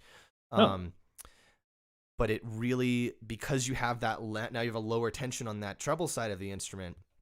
I don't really know how that affects anything else, but it broadens and warms the instrument up a lot more. There's the Kadai solo cello sonata, which is you tune your G string down to a F sharp and your C string down to a B. Again, Yeah. totally changes the low end of the instrument. Actually ends up making the higher end slightly brighter, which is really fascinating. I think because the A string ends up having a lot more tension on the top because it's not balanced out by the higher tension of the lower strings. Yeah. And There's an interesting thing going on. Just a quick note. I don't want to cut you off or anything. Okay. There's an interesting thing going on too, because for the majority of orchestral strings, I know the violin, the top is often tuned to like an F sharp. So then you have certain things going on between the strings and the top as well that could drastically change the instrument tonally. So I haven't heard of that. I mean, maybe there's a specific piece that uses that, but I've never heard of that being any kind of a standard idea.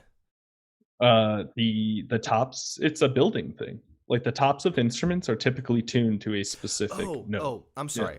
I misunderstood what you said. Yeah. Yeah. Okay, No. I understand. Well, yeah. So, So I remember when we were working in Golden and we got all these freaking banjos in. Yeah. And you were like, no, you got to tune the top to a G sharp. Yeah. Because once you put the bridge on, it's going to be an A, and that's what you want, or like whatever, an F sharp, and it'll be a G or something like that. Well, typically with the top on, you want it to be like just off from an open G, and you could change it to whatever you want. But it's like, okay, something I don't really know much about, but like drummers tune their drums, so it's like, and they're just striking whatever note that's going to be. But with instrument tops and like banjo heads, you want it to be I don't know what it's called because I don't know much about music, but it's not going to be the exact note. So if I play an open G, it's not going to be exactly G, but you want it to be really close. Like, yeah, you want it to be like in there so that it makes a sympathetic type of resonance or something like that. Yeah, right. So yeah, you want it to like almost harmonize. Well, so it's interesting that, and I'm getting a little bit out of my realm of expertise here, but so if you kind of compare two different ways of making a tone, which is a string versus a flat surface that resonates. So the physical mechanics of a string vibrating versus, let's say, a drum head vibrating are sort of at a base level roughly the same, but at a slightly kind of a lower level of detail. They're actually drastically different. So a string really only produces one fundamental, whereas a flat resonating surface can produce multiple fundamentals at once. Which is why an out-of-tune drum head sounds the way that it does. It's actually producing multiple fundamentals, which is why you see drummers going around and they tap in front of the screw and they tune that and then they tune this, because they want they want all these different nodes around the drum head to produce the same fundamental. And I assume it would be the same way with a board that resonates, like the top of a cello or a guitar, and not just like a head. Whereas the string can only produce one fundamental. It can produce multiple overtones above that fundamental, but it's not producing multiple fundamentals in the way that a solid, or not solid, but the way that a flat resonating surface would. Yeah, exactly. And a lot of people, I mean, there's two schools of thought. I mean, there's a lot of people that do tune their tops, whether it's violin, cello, guitar. I know more about the guitar, but there's people who are like, it doesn't matter at all, because you spend all that time tap tuning all your braces and tuning your top and stuff, and then you just glue it onto this box, and there's a lot of tension going on it that you're not accounting for, even though you can account for all that. But then you've got guitars like the Martin DXME1, or even just the DXME. What do I have? I either have the original DXME or just the DXME1. But there's no solid wood in it at all. It's all like solid. That cabinet, what's it called? It's unfortunately it's like laminate. Yeah, it is laminate. Unfortunately, laminate gets a bad rap because there's a lot of instruments out there that are made of laminate that are just trash. What Martin does with this particular kind of wood, they may have changed it. This is a really old guitar. I say really old. It's like probably 15 years old at least. What they did with this line of guitars was the top is actually only 3 pieces of laminate. Okay. The middle piece is very, very thick. It's almost as thick as a normal top would be, and it is a high quality tone wood. And then the other two pieces of laminate are also high quality tone wood, and then they're glued together. But once you do that, you can't manipulate the thickness of the wood, because then you're cutting into, and we're talking about veneers that are like half a millimeter, thick. They're not very thick, and so you really can't kind of shave things off in the way that you could with like a solid piece of wood, because now you're shaving the veneer into the tone wood. Now you have pieces of veneer that don't touch, and now you have places where it can shear off and whatever. What's interesting about this type of wood, that this guitar has not ever changed tonally. Right. Never. It will sound the same 20 years from now, as long as it stays in the same setup with the same sort of strings, basically. Whereas my Takamine, which is almost as old, it's about 12 or 13 years old probably. It's changed drastically in the time that I've had it, because it's the sides and back are laminate, but the top is solid. Just like my cello, it sounds drastically different than even it did a couple of years ago. I don't know how we got on this. I feel like I derailed the conversation from what we were talking about earlier, but no, that's fine. You're just talking about like different tunings and stuff, but I kind of want to continue on this a little bit, because this is a topic that I really like. I remember, I think it was you who did this. There was an old bass top at Golden Music, and you or somebody else had gone through and mapped out the millimeter thickness around the top, and you can see it like a pattern, like on the bass side it was thinner, and on the treble side it was thicker, which played like thicker materials, as far as like planes, tend to resonate at a higher pitch. So like metal bars that are thick tend to resonate at a high pitch, whereas metal bars that are thin and wide tend to resonate at a lower pitch. And so whoever put this bass together actually had that in mind, and you can see that like there's a progression of it's thinner at the end and thicker in the middle, or the other way around. I can't really remember. Yeah. It tends to be like right around the bridge area. It tends to be a little thicker, going through the middle. Makes sense. A little thicker, like on the top areas, especially cello, like orchestral strings. But so you're like density is huge. So it's going to be like the thickness of something is going to be. I'm not like. I don't know a lot about it, but like, so the more material, the more dense something is, it's going to have a higher pitch, because there's a lot more to travel through. And so, like I said, I don't know too much about this, but you're on the right track. It's less amount of that there's anything to travel through, but something. So think about a sheet of paper. So here's a good example. Here's my cello part for the Elgar Cello Concerto. It's a lot thinner, and you can see, it's pretty flexible, and I can kind of drastically change it pretty easily. Here's the piano part, and I'll even stuff in the cello part a lot thicker. It actually takes a lot more effort to get it to bend this way. Like I feel a lot more tension here, and so what that means is that thicker materials cannot flex as much, so they don't have as wide of a vibration range, which means that they're going to produce sound waves that are a lot closer together, because the oscillation between the high end of the vibration and the low end of the vibration is much closer, and we know that sound waves with a short what do you call it? A short distance between peaks produces higher pitches, whereas something that's thinner actually is going to have a wider range, and so it's going to take longer from peak to peak, which is going to produce a lower sound because there's more time between those different things. This is why, counterintuitively, perhaps, if you look at like the hertz measurements of pitches, they get larger as you go higher, rather than the other way around, which it kind of almost seems obvious that it would actually be that the lower a sound, the larger the number. It's actually the opposite. The lower the sound, the lower the number. Because technically it would take more energy to produce that than it would to produce like a lower note. It would take a lot less hertz to produce that lower note, because you can put a lot less in and it just travels a lot further. But yeah, exactly. So like the way instrument tops are made, specifically, let's say orchestral strings, is there tends to be really thin right around the edge. And so now the idea is kind of making a like a drum head or a like a speaker cone. And so that top will actually oscillate or like vibrate up and down. And the thinner the edges are, the more kind of bass you'll get out of it. Hmm. And then in certain areas, you want to like get more treble and stuff like that. So you kind of leave it thick. But yeah, it's really cool, really interesting stuff there. But um, it really going back to like what we were originally talking about, like a lot of that stuff, and you were saying I had mentioned like it some of that doesn't matter. It does matter, but like in in the sense that like yourself or I call like people who are really discerning on tone. So like these are like the people that are going to get like really like hi-fi setups and stuff, and they're that's what they're chasing. They're chasing like this really good tone.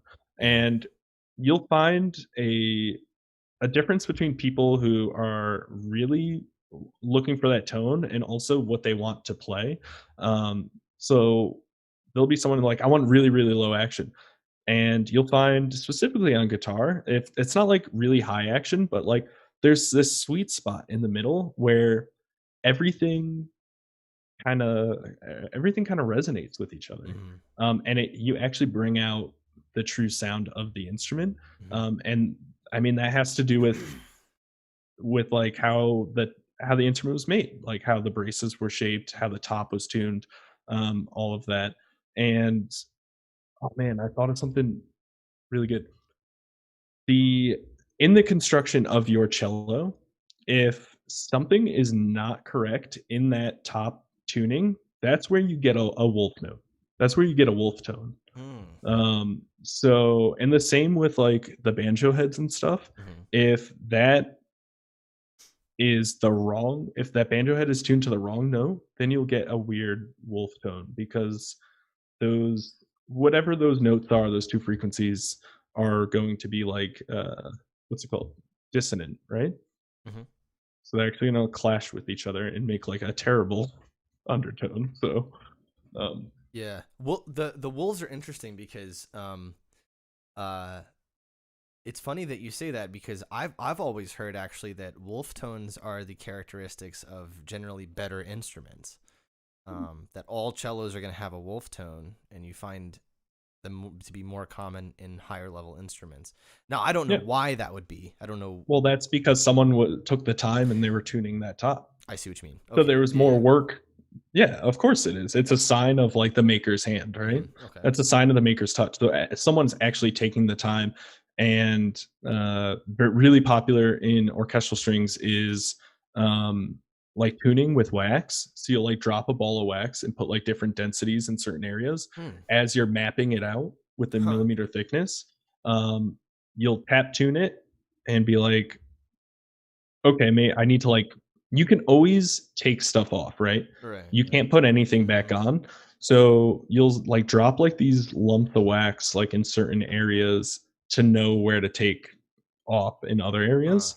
But yeah, I mean And so better when you and so when instruments. you when you drop these lumps, are you're listening for the sound that it makes? Is that the idea?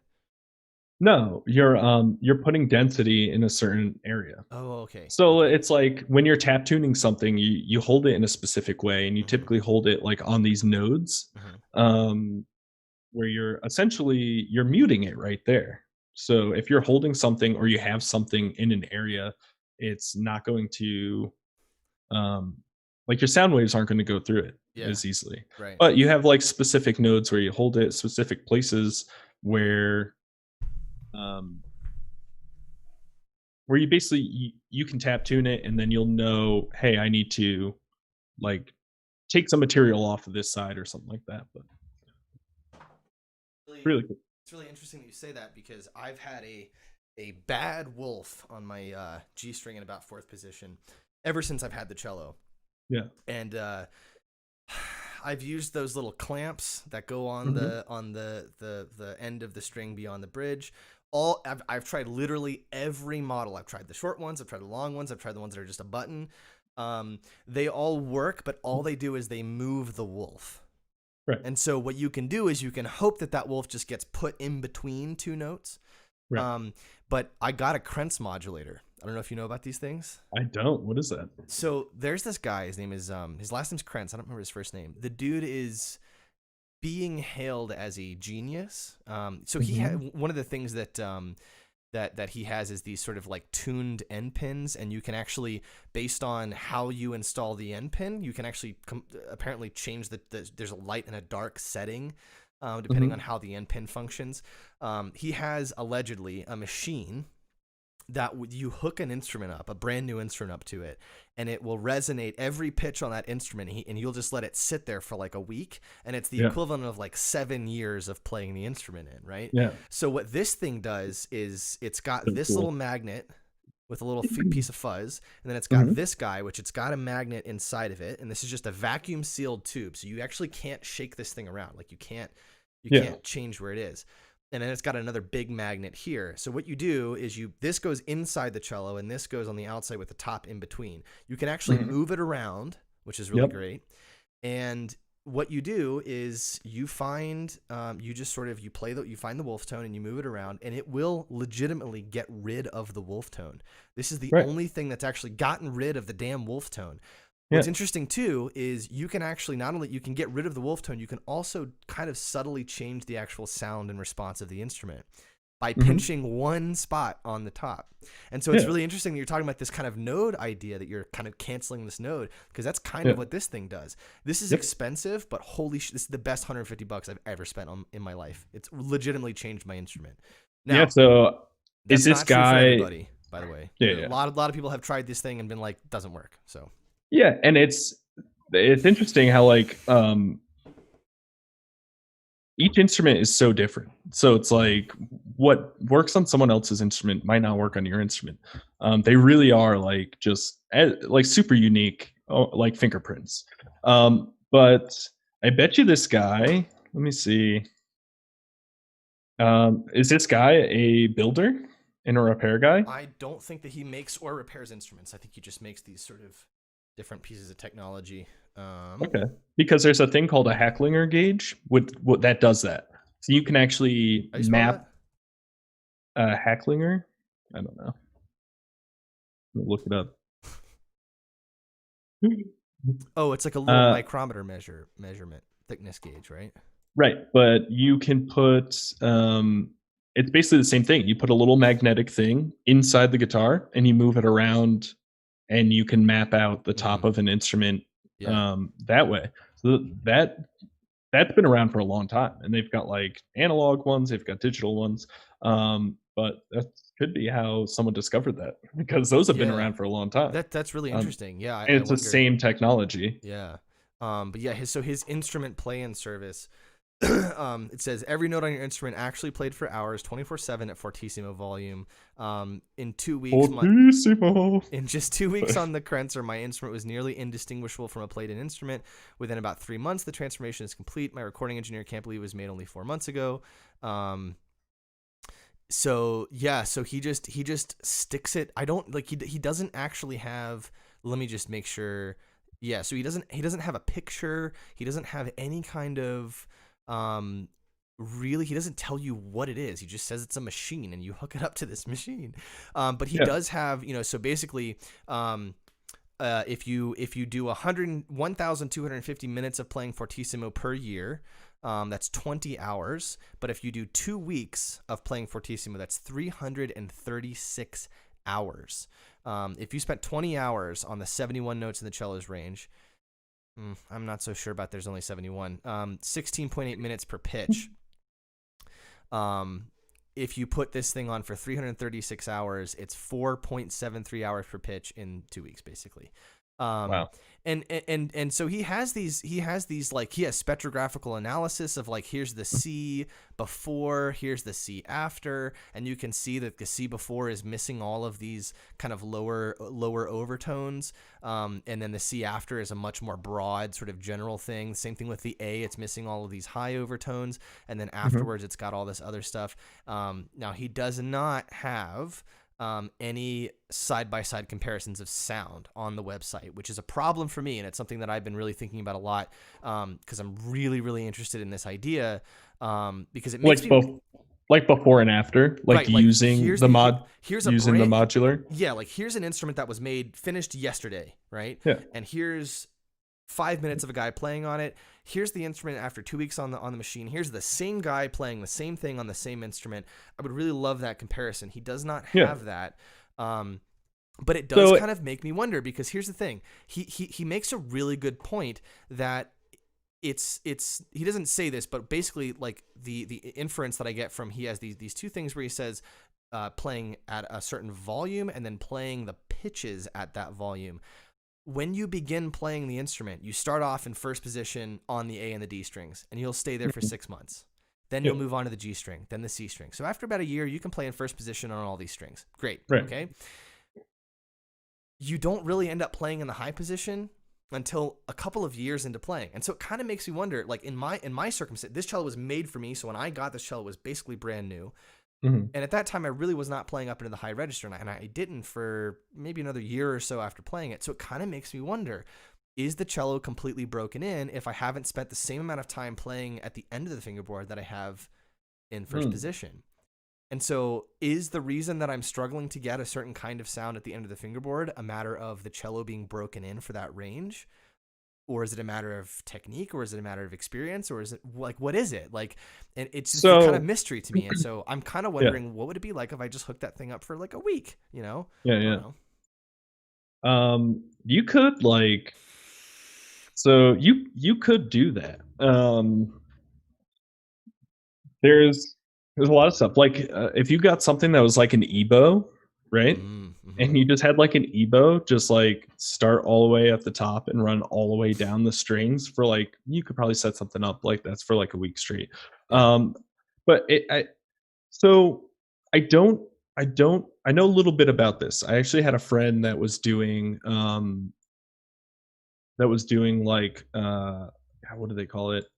It's like tone generation on tops, and you like put sand on it so you can like see the patterns that it makes. So you could find like all these different nodes um at different notes and different pitches and stuff. Right. So I don't necessarily think that the wood itself, the instrument, cares all that much about the specific note or a specific frequency. It cares about the frequency because that's how it's going to react. But as far as like the growth of the instrument, I think it's only concerned with any kind of vibration, right? So if your instrument is like broken in, I mean, it's broken in, and it's gonna break in with any, like, you talking in your room, like, your instrument picks that up. I swear. Yeah. No. It's a real thing. Like, 100%. No, I believe it. Yeah. so spruce is really interesting, and in the way that as soon as you put vibration through it, it changes, like, drastically. So from like a fresh instrument that is just being built, as soon as you string it up, a lot of builders will actually, in the orchestral world, they call it stringing it up in the white. So there's no varnish on it. Yeah. Once you get varnish on it, it'll be changed dramatically as well. Mm-hmm. But as soon as you put vibration through spruce, it changes. So there's a lot going on inside the wood itself, as far as these, like, there's like zombie cells, also moisture content. Yeah. Right. Yeah. These are Zombie like, cells. yeah, like these like ghosts or like zombie cells that are basically, they're dead, but they're also still alive. So like these, like, all the cells inside of wood are basically dead, so they're not transferring like necessary nutrients anymore because there's nowhere for them to get it or nowhere for them to bring it, but they're still in there, right? So they're also still absorbing moisture, which is how your instrument is affected by moisture. And they're always moving too. So, and yeah, it's interesting because the biggest thing they're moving with now is moisture and vibration. So there's a guy whose name is Rick. Oh my god, what's his last name? I don't know. It's oh my god, I have it. It's on the tip of my tongue. Renaissance guitars. He like his big thing is he's an innovator in guitar building, but his big thing is he built a guitar for Lindsey Buckingham of Fleetwood Mac. Rick Turner. Rick Turner.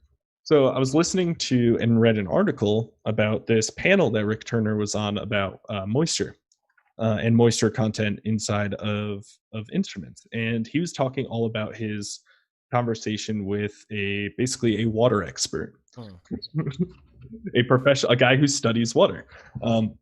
And so if you were to pull up right now a video of someone doing a tone generator and tuning their guitar top with a tone generator in the sand, and how that sand forms different patterns depending on what tone or like what note or what pitch or like how many hertz or whatever. Imagine like my thought from that Rick Turner like panel was, imagine like the cells inside of that wood and the moisture doing that same thing every time a vibration is being produced. So the biggest thing that stuck out to me was, why do you like, after you let your instrument sit for a long time and you literally have to warm it up, right? You pick up, say you pick up your cello, you play it, and you're like, oh, that sounds different than the other day when I put it, I just put it down. Even a couple days. Yeah. Say yesterday, you just like practiced for 4 hours and you're like, oh man, at the end, you're like, oh, it sounds so good. You put it down, let it sit for the day. You pick it up to play again. You're like, dude, you literally have to warm it up. Yeah. I mean, but how much of that is just me being cold? And I mean, no, I'm not talking about like, yeah, you playing, obviously like you're producing, sound and tone from you, but like just the instrument. Say take the player out of the equation, just the instrument with like a tone generation, or like say an ebow, just like throw an ebow on it. Okay, fair enough. Yeah, like you'll find that it'll change drastically. Ebos don't work on cellos, unfortunately, but do they not? No, I've tried them because it's synthetic. Interiors? I don't think. I'm not really sure that has anything to do with the material. I think it has more to do. Well, they also. Well, you know what? That may not be true because they do work on acoustic guitars, so it may be the material actually. But I've definitely tried it on my cello with steel core strings. There's no synthetic material in them at all. It's all metal, and they don't work. I don't know. It may be the scale length. It may be the thickness of the string. I'm not really sure, but I've tried them on my cello. They don't work. I guess so. I guess the experiment would be, like for me, for instance, would be, I spend a day, couple hours playing my cello, right? And then I have another instrument, and I continue to play on that instrument. So it's not that I have not played for a couple of days. Let's say a week. So I'm playing on another cello. I'm keeping my chops up for a week. But that cello is sitting there not being played. Maybe let's put it in its case so it's not affected really by vibrations. Let's stick it in the closet. Let's put it in another building. Let's take it somewhere else. You should actually do this. Record it. I would really be interested to do this. And then since my chops are still up and I've had a week, if I have a cello I'm not used to, it takes me a day or so maybe to get really used to it. So I've had a week. I'm definitely used to the cello, the new cello.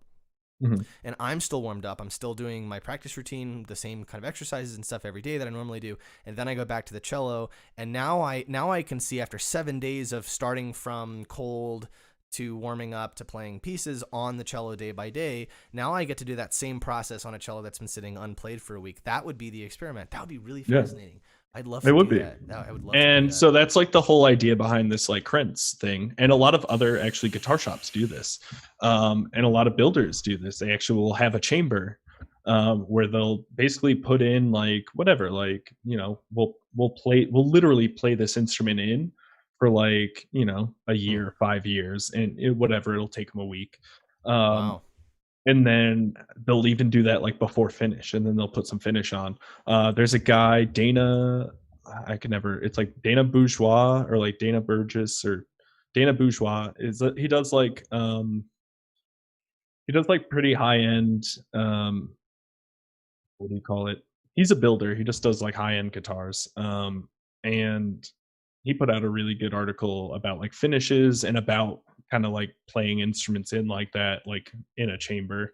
So Yeah, I've heard a lot about that. So one thing I'm interested in, and this is something I'm not really sure I understand. You were saying earlier that like it doesn't really matter the like the pitch, but then you're also saying you're talking about these demonstrations where they take a resonating plate, they pour sand on it, and they have a speaker underneath. They play a yeah, tone, but those patterns are different for every tone. Now I'm right. not sure if they're different on the octave, like Yeah, I'm not sure either. like if you took a But 220, so but so what I'm curious about if if the sort of breaking in process is a matter of water molecules redistributing and these sort of zombie cells redistributing, it's obvious that those patterns are different based on the note, right? So it seems like it has to be based on the actual pitch that's being played, right? Like you couldn't just sit there and play a C string for 5 years and it would be the same as if you'd played the entire range for 5 years, right? Yes. If you're looking for something specific, right? So, like, yes, if you're going to like tune the top, and yes, if you're going to like play it, what it does matter. Okay. So it obviously matters for the top tuning, but I don't think that the instrument cares as far as like going the distance. You know what I mean? Like breaking in. So like, does I think it's interesting because I have no idea.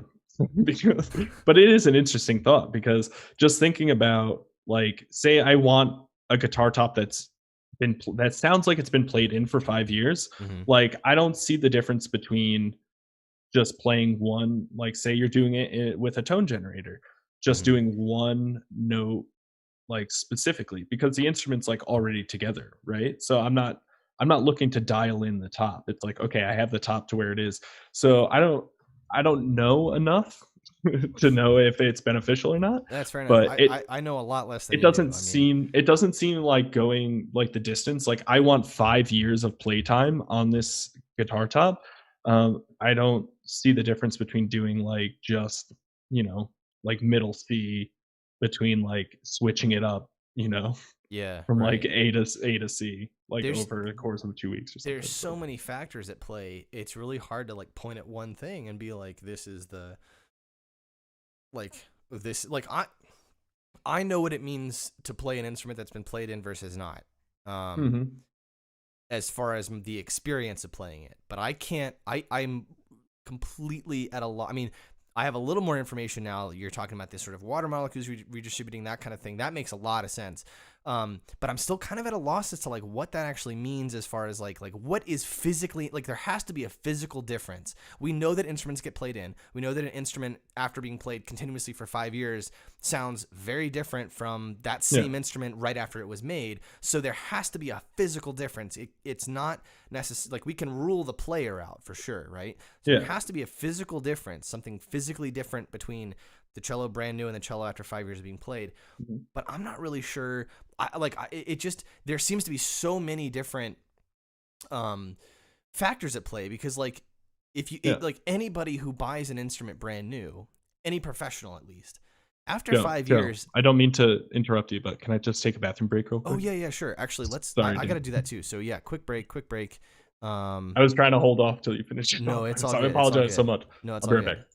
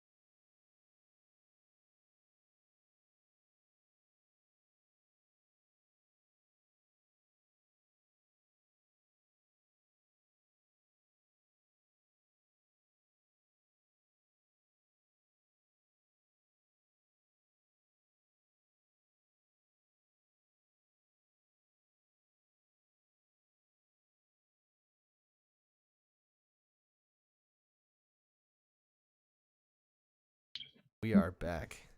Yeah, man. So as far as what were we talking about? We were talking about like kind of playing things in. Um, Yeah, yeah. Um, and so like so I can't remember exactly what you were saying, but basically thinking of like the state of matter, right? mhm, So if you were to watch like a log that was just cut, like, and you have the log, and you were to say just drop it onto like another piece of wood or metal, obviously it's going to produce different tones, but that piece of wood is going to generate a tone when you drop it, right? So leave that log sitting, outside in the elements, whatever. You can leave it in a controlled environment, but it's ultimately going to like degrade over time. And so as that starts degrading, like you start losing matter, right? Or right. you start losing moisture, or like some of that wood decomposes. So obviously it's going to change in tone. Um, but it's interesting the way that vibrations change or alter matter.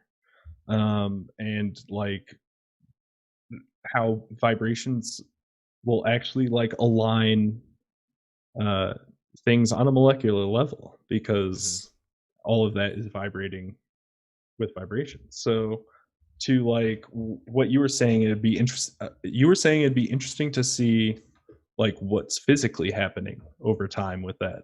Mhm. So as you play an instrument in, or as a instrument ages, which there's a lot of stuff out there. I mean, the people have done like this.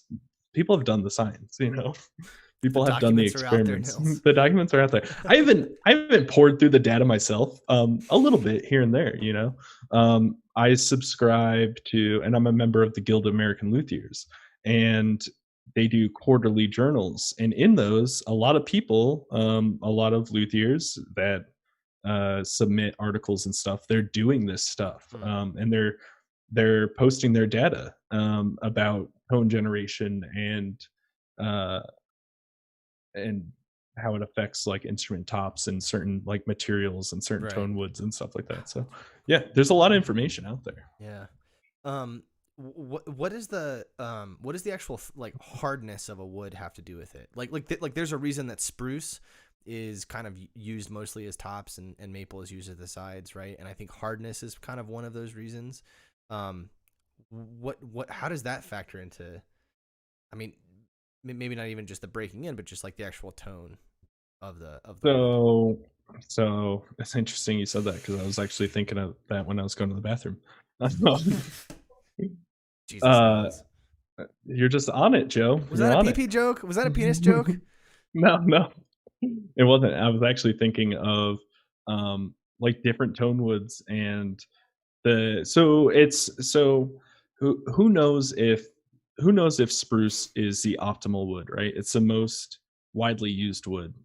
It's generally inexpensive, but Mm, it, all of this stuff as far as like hardness is basically been optimized over generations of building, right?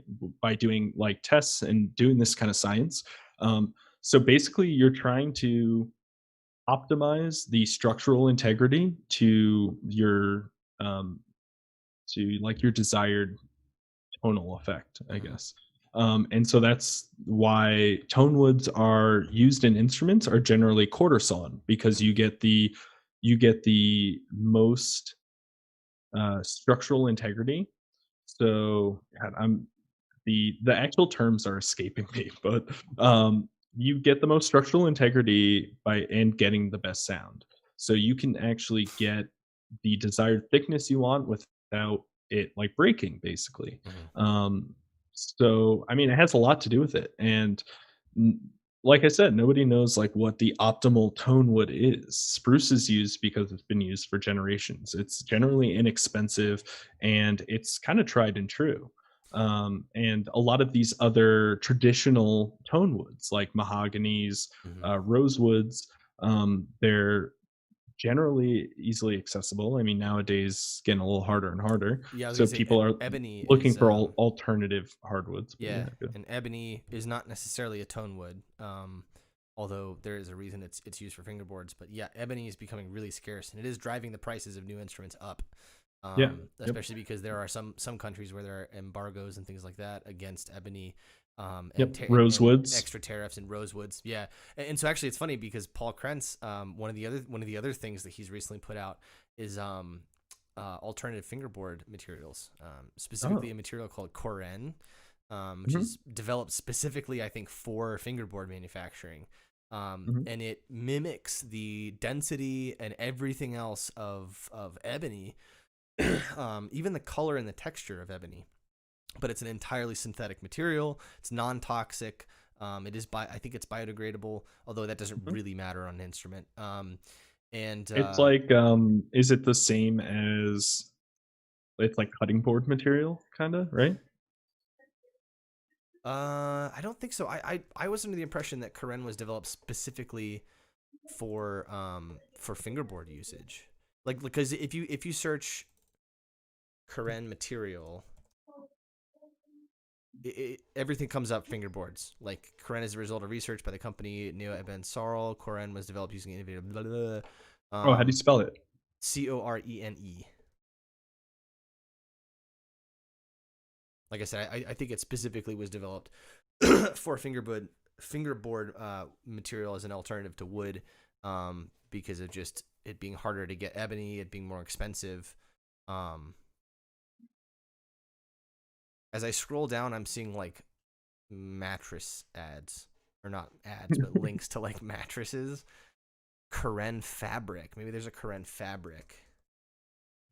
So what's it made of? It's some kind of like carbon composite, I believe. Okay. Um,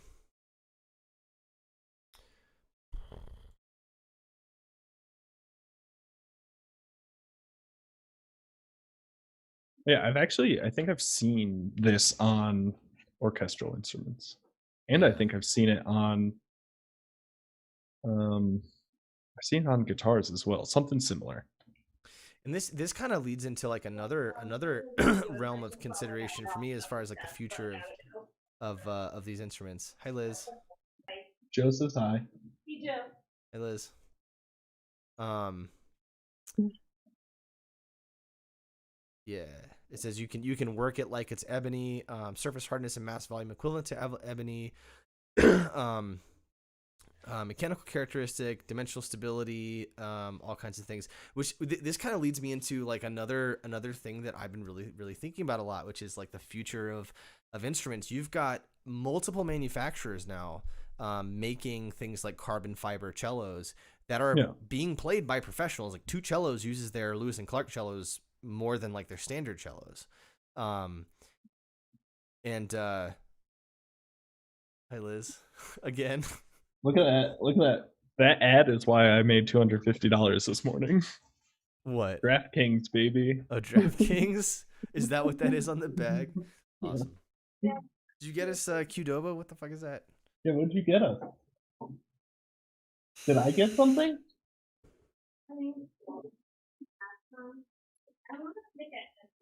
You just want to pay for everything? Okay. Mm. Dude, have you had Crown Burger? Uh-uh. Dude, it is a gem. It is like a greasy spoon, garbage shithole looking place Love it. with some of the, oh my god, one of the best burgers I've had. It's like it's a fast food, and I got they have their signature thing is a royal burger, Mm. and it's basically a cheeseburger with like all your fixins and then pastrami. Oh, pastrami. Oh, shit. Yeah. And so I got a double royal. It's so good. Like, oh my god, it's really good. There's this. There's a book I've been wanting to buy for a long time. It's expensive, so I've been waiting on it. But it was written by this guy named George Motz, and he's a burger scholar. Like literally, his entire writing career is based on researching the history of different burgers. Um, I can't remember his like the book name is like Burger Road Trip or something like that. But the dude like has so much knowledge about hamburgers and like how they've developed over like America and whatever. It's It's crazy because like you take the hamburger for granted, but then you realize there was a time when like there were no hamburgers in America, and then there were, and then like how like that process kind of went about, and how people developed all these regional varieties and different techniques and stuff like that. Like what's interesting to me, it seems like most of the hamburgers he talks about are smash burgers. Most of them. Oh, Are. really? Yeah, most of them are not like this thick, meaty patty that you grill. Most of them are done on a griddle or in a pan, and they're a small ball of beef, and then they're smashed out, and then you put them on a bun, with some cheese or whatever the hell else you might do. I always gotta like make myself remember that like smash burger is a technique of making a burger and not just a chain of burger places. Yeah. There is a place called Smash Burger. Yeah. But it kind of makes sense because like we take for granted now that you can buy like a lot of beef at a time, and it's not that expensive. It's not like the cheapest protein, but it's not like buying like filet, right? Yeah. Like $10 will get you like 2+ pounds of like decent ground beef, right? Yeah. But that actually was like, if you go back to like 1910 or something, or 1920 or whatever, that it wasn't like that available. So it kind of made sense that people would be using a small amount of beef. But if you try to work like a 3-ounce piece of ground beef into a patty, like it's just gonna be nothing. So you just makes sense. You just wad it up, you stick it in a grill, and you fucking smash it. And then again, you toss on like whatever else. But he's found some kooky burgers. There's one that I really want to try. When they smash it, they smear one side of it so it becomes super thin. So the rest of the burger is like a hamburger, but then part of it is like this crispy like meat candy because it's so thin and it's been like caramelized and like all the moistures, like all the fats rendered out. There's one where they do this. Really they do a similar thing, but instead of putting one piece of cheese on, they put 4, and they don't stack it. They kind of lay it out, so part of the cheese is kind of laying around the hamburger, and that shit crisps up, and then they kind of fold it in, and so you've got like melted cheese and crispy cheese. Fucking love it. Sounds really good. Yeah, I think sandwiches are the perfect food. Wish I had a cheese. Oh wait. Damn it. I'm not gonna eat right now. Damn it. No, you can eat. Nils Barese, we are 2 hours and 20 minutes into this thing. Okay. So maybe this is as good a place as any to end it because you've got a hamburger. So I want to plug a guy real quick that our brief last topic here about alternative woods and like the future of tone woods and stuff like that. There's a guy right in Fort Collins, Colorado. His name is Michael Bashkin. It's M.A. Bashkin Guitars. And I saw a lecture of his at a convention like 3 years ago. And he started off in, what's it called? Like forestry, basically. And like sustainable, basically like how do we sustain like our tropical hardwoods and stuff like that.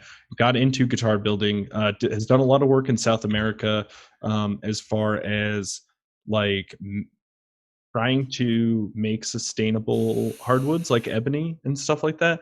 I think it was like rosewood, but basically working with like local like coffee farms and like growing, it was growing like ebony or like rosewood or something like that, like on these coffee plantations, because there's a lot of room and it's like needed for like shade and stuff like that. So he does like a lot of really cool stuff. He also has his own podcast where he talks to different luthiers all over the country. So is that the Fretboard Journal? Is that what that's called?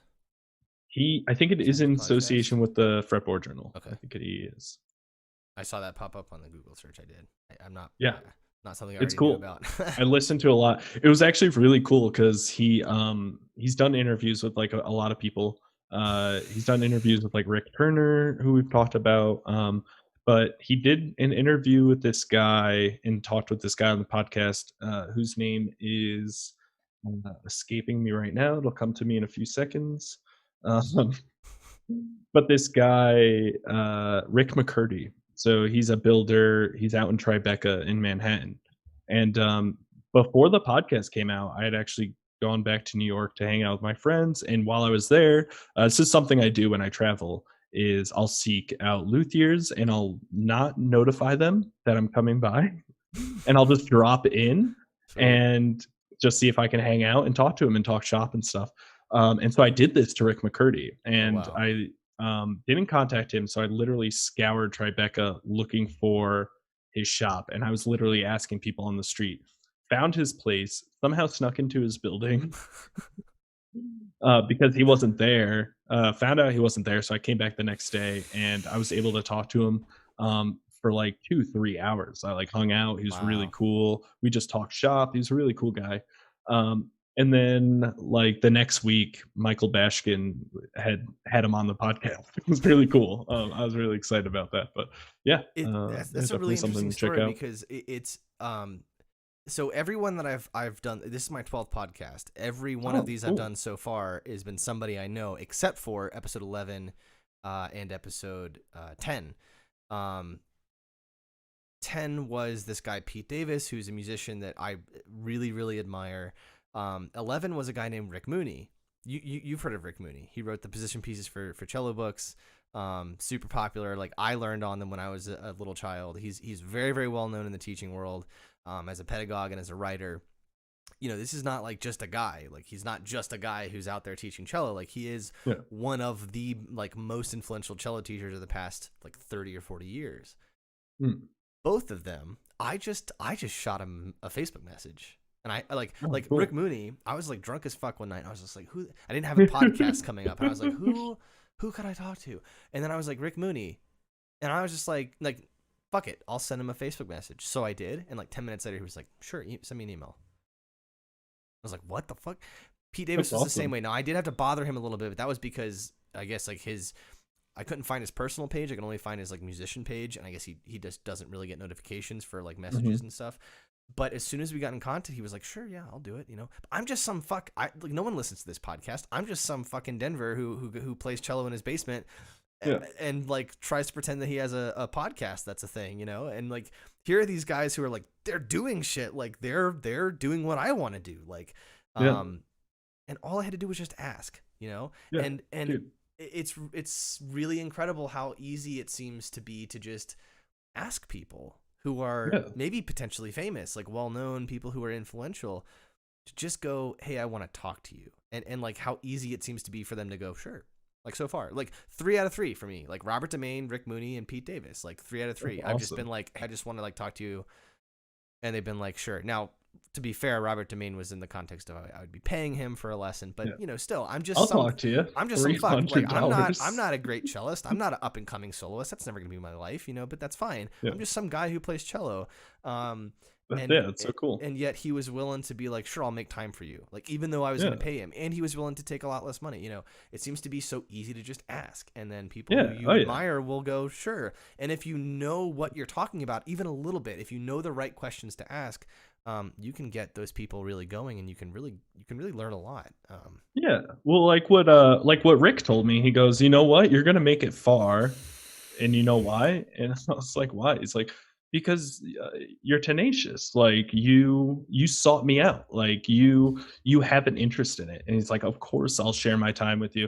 And this guy, Rick McCurdy, is like, I mean, he is building like expensive. He's building D'Angelico's like custom shop Wow. instruments. So he's been doing this a long time, and like as he put it, he made it really big because he got in with like this billionaires like boys club. So he's doing like high end work and high end instrument stuff, Yeah. and he's just a really cool builder. You know what I mean? Yeah. He's Yeah. just a Yeah. cool guy. So Yeah. yeah, I mean that's one thing that I would say is a strength of mine is always asking, like seeking anybody out and like asking them, talking to them, because for the most part, like people like who are interested in the same things you're interested in, like doesn't matter where you are, they want to talk about it, And so, and and and and share the their and the knowledge. and the So worst outcome of asking that question is for somebody to go say they would just say no, fuck off. In which case you're still just an anonymous guy, and you yeah, haven't and you're like, gained cool. anything, but you also haven't lost anything. You spent Yeah, zero yeah. time sending an email or making a phone call, and they've said no, fuck off, and fine. Like it's not like you're gonna get blacklisted from the industry because you asked a Yeah. guy for an interview, right? Like, Yeah. But yeah, yeah, it it's takes 2 seconds for them to say no, and yeah. like a second for you to be like, okay.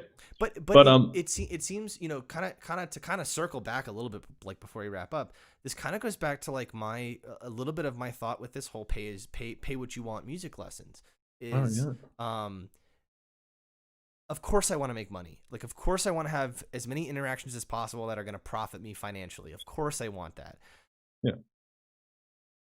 But I hate the thought that there is somebody out there who is like dying to learn how to play the cello, who can't do it because they can't afford, $200 a month.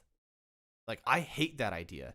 Yeah. And I'm not going to pretend like I'm ever going to raise the next generation of banger cellists. Like, that's not really a thing that it's not like I've ever wanted to do that. Like, I don't really care about doing that. But if I could interact with people who are going to become better people because of music, and if I'm going to become better because of that interaction, like, I need as much practice teaching as I can get.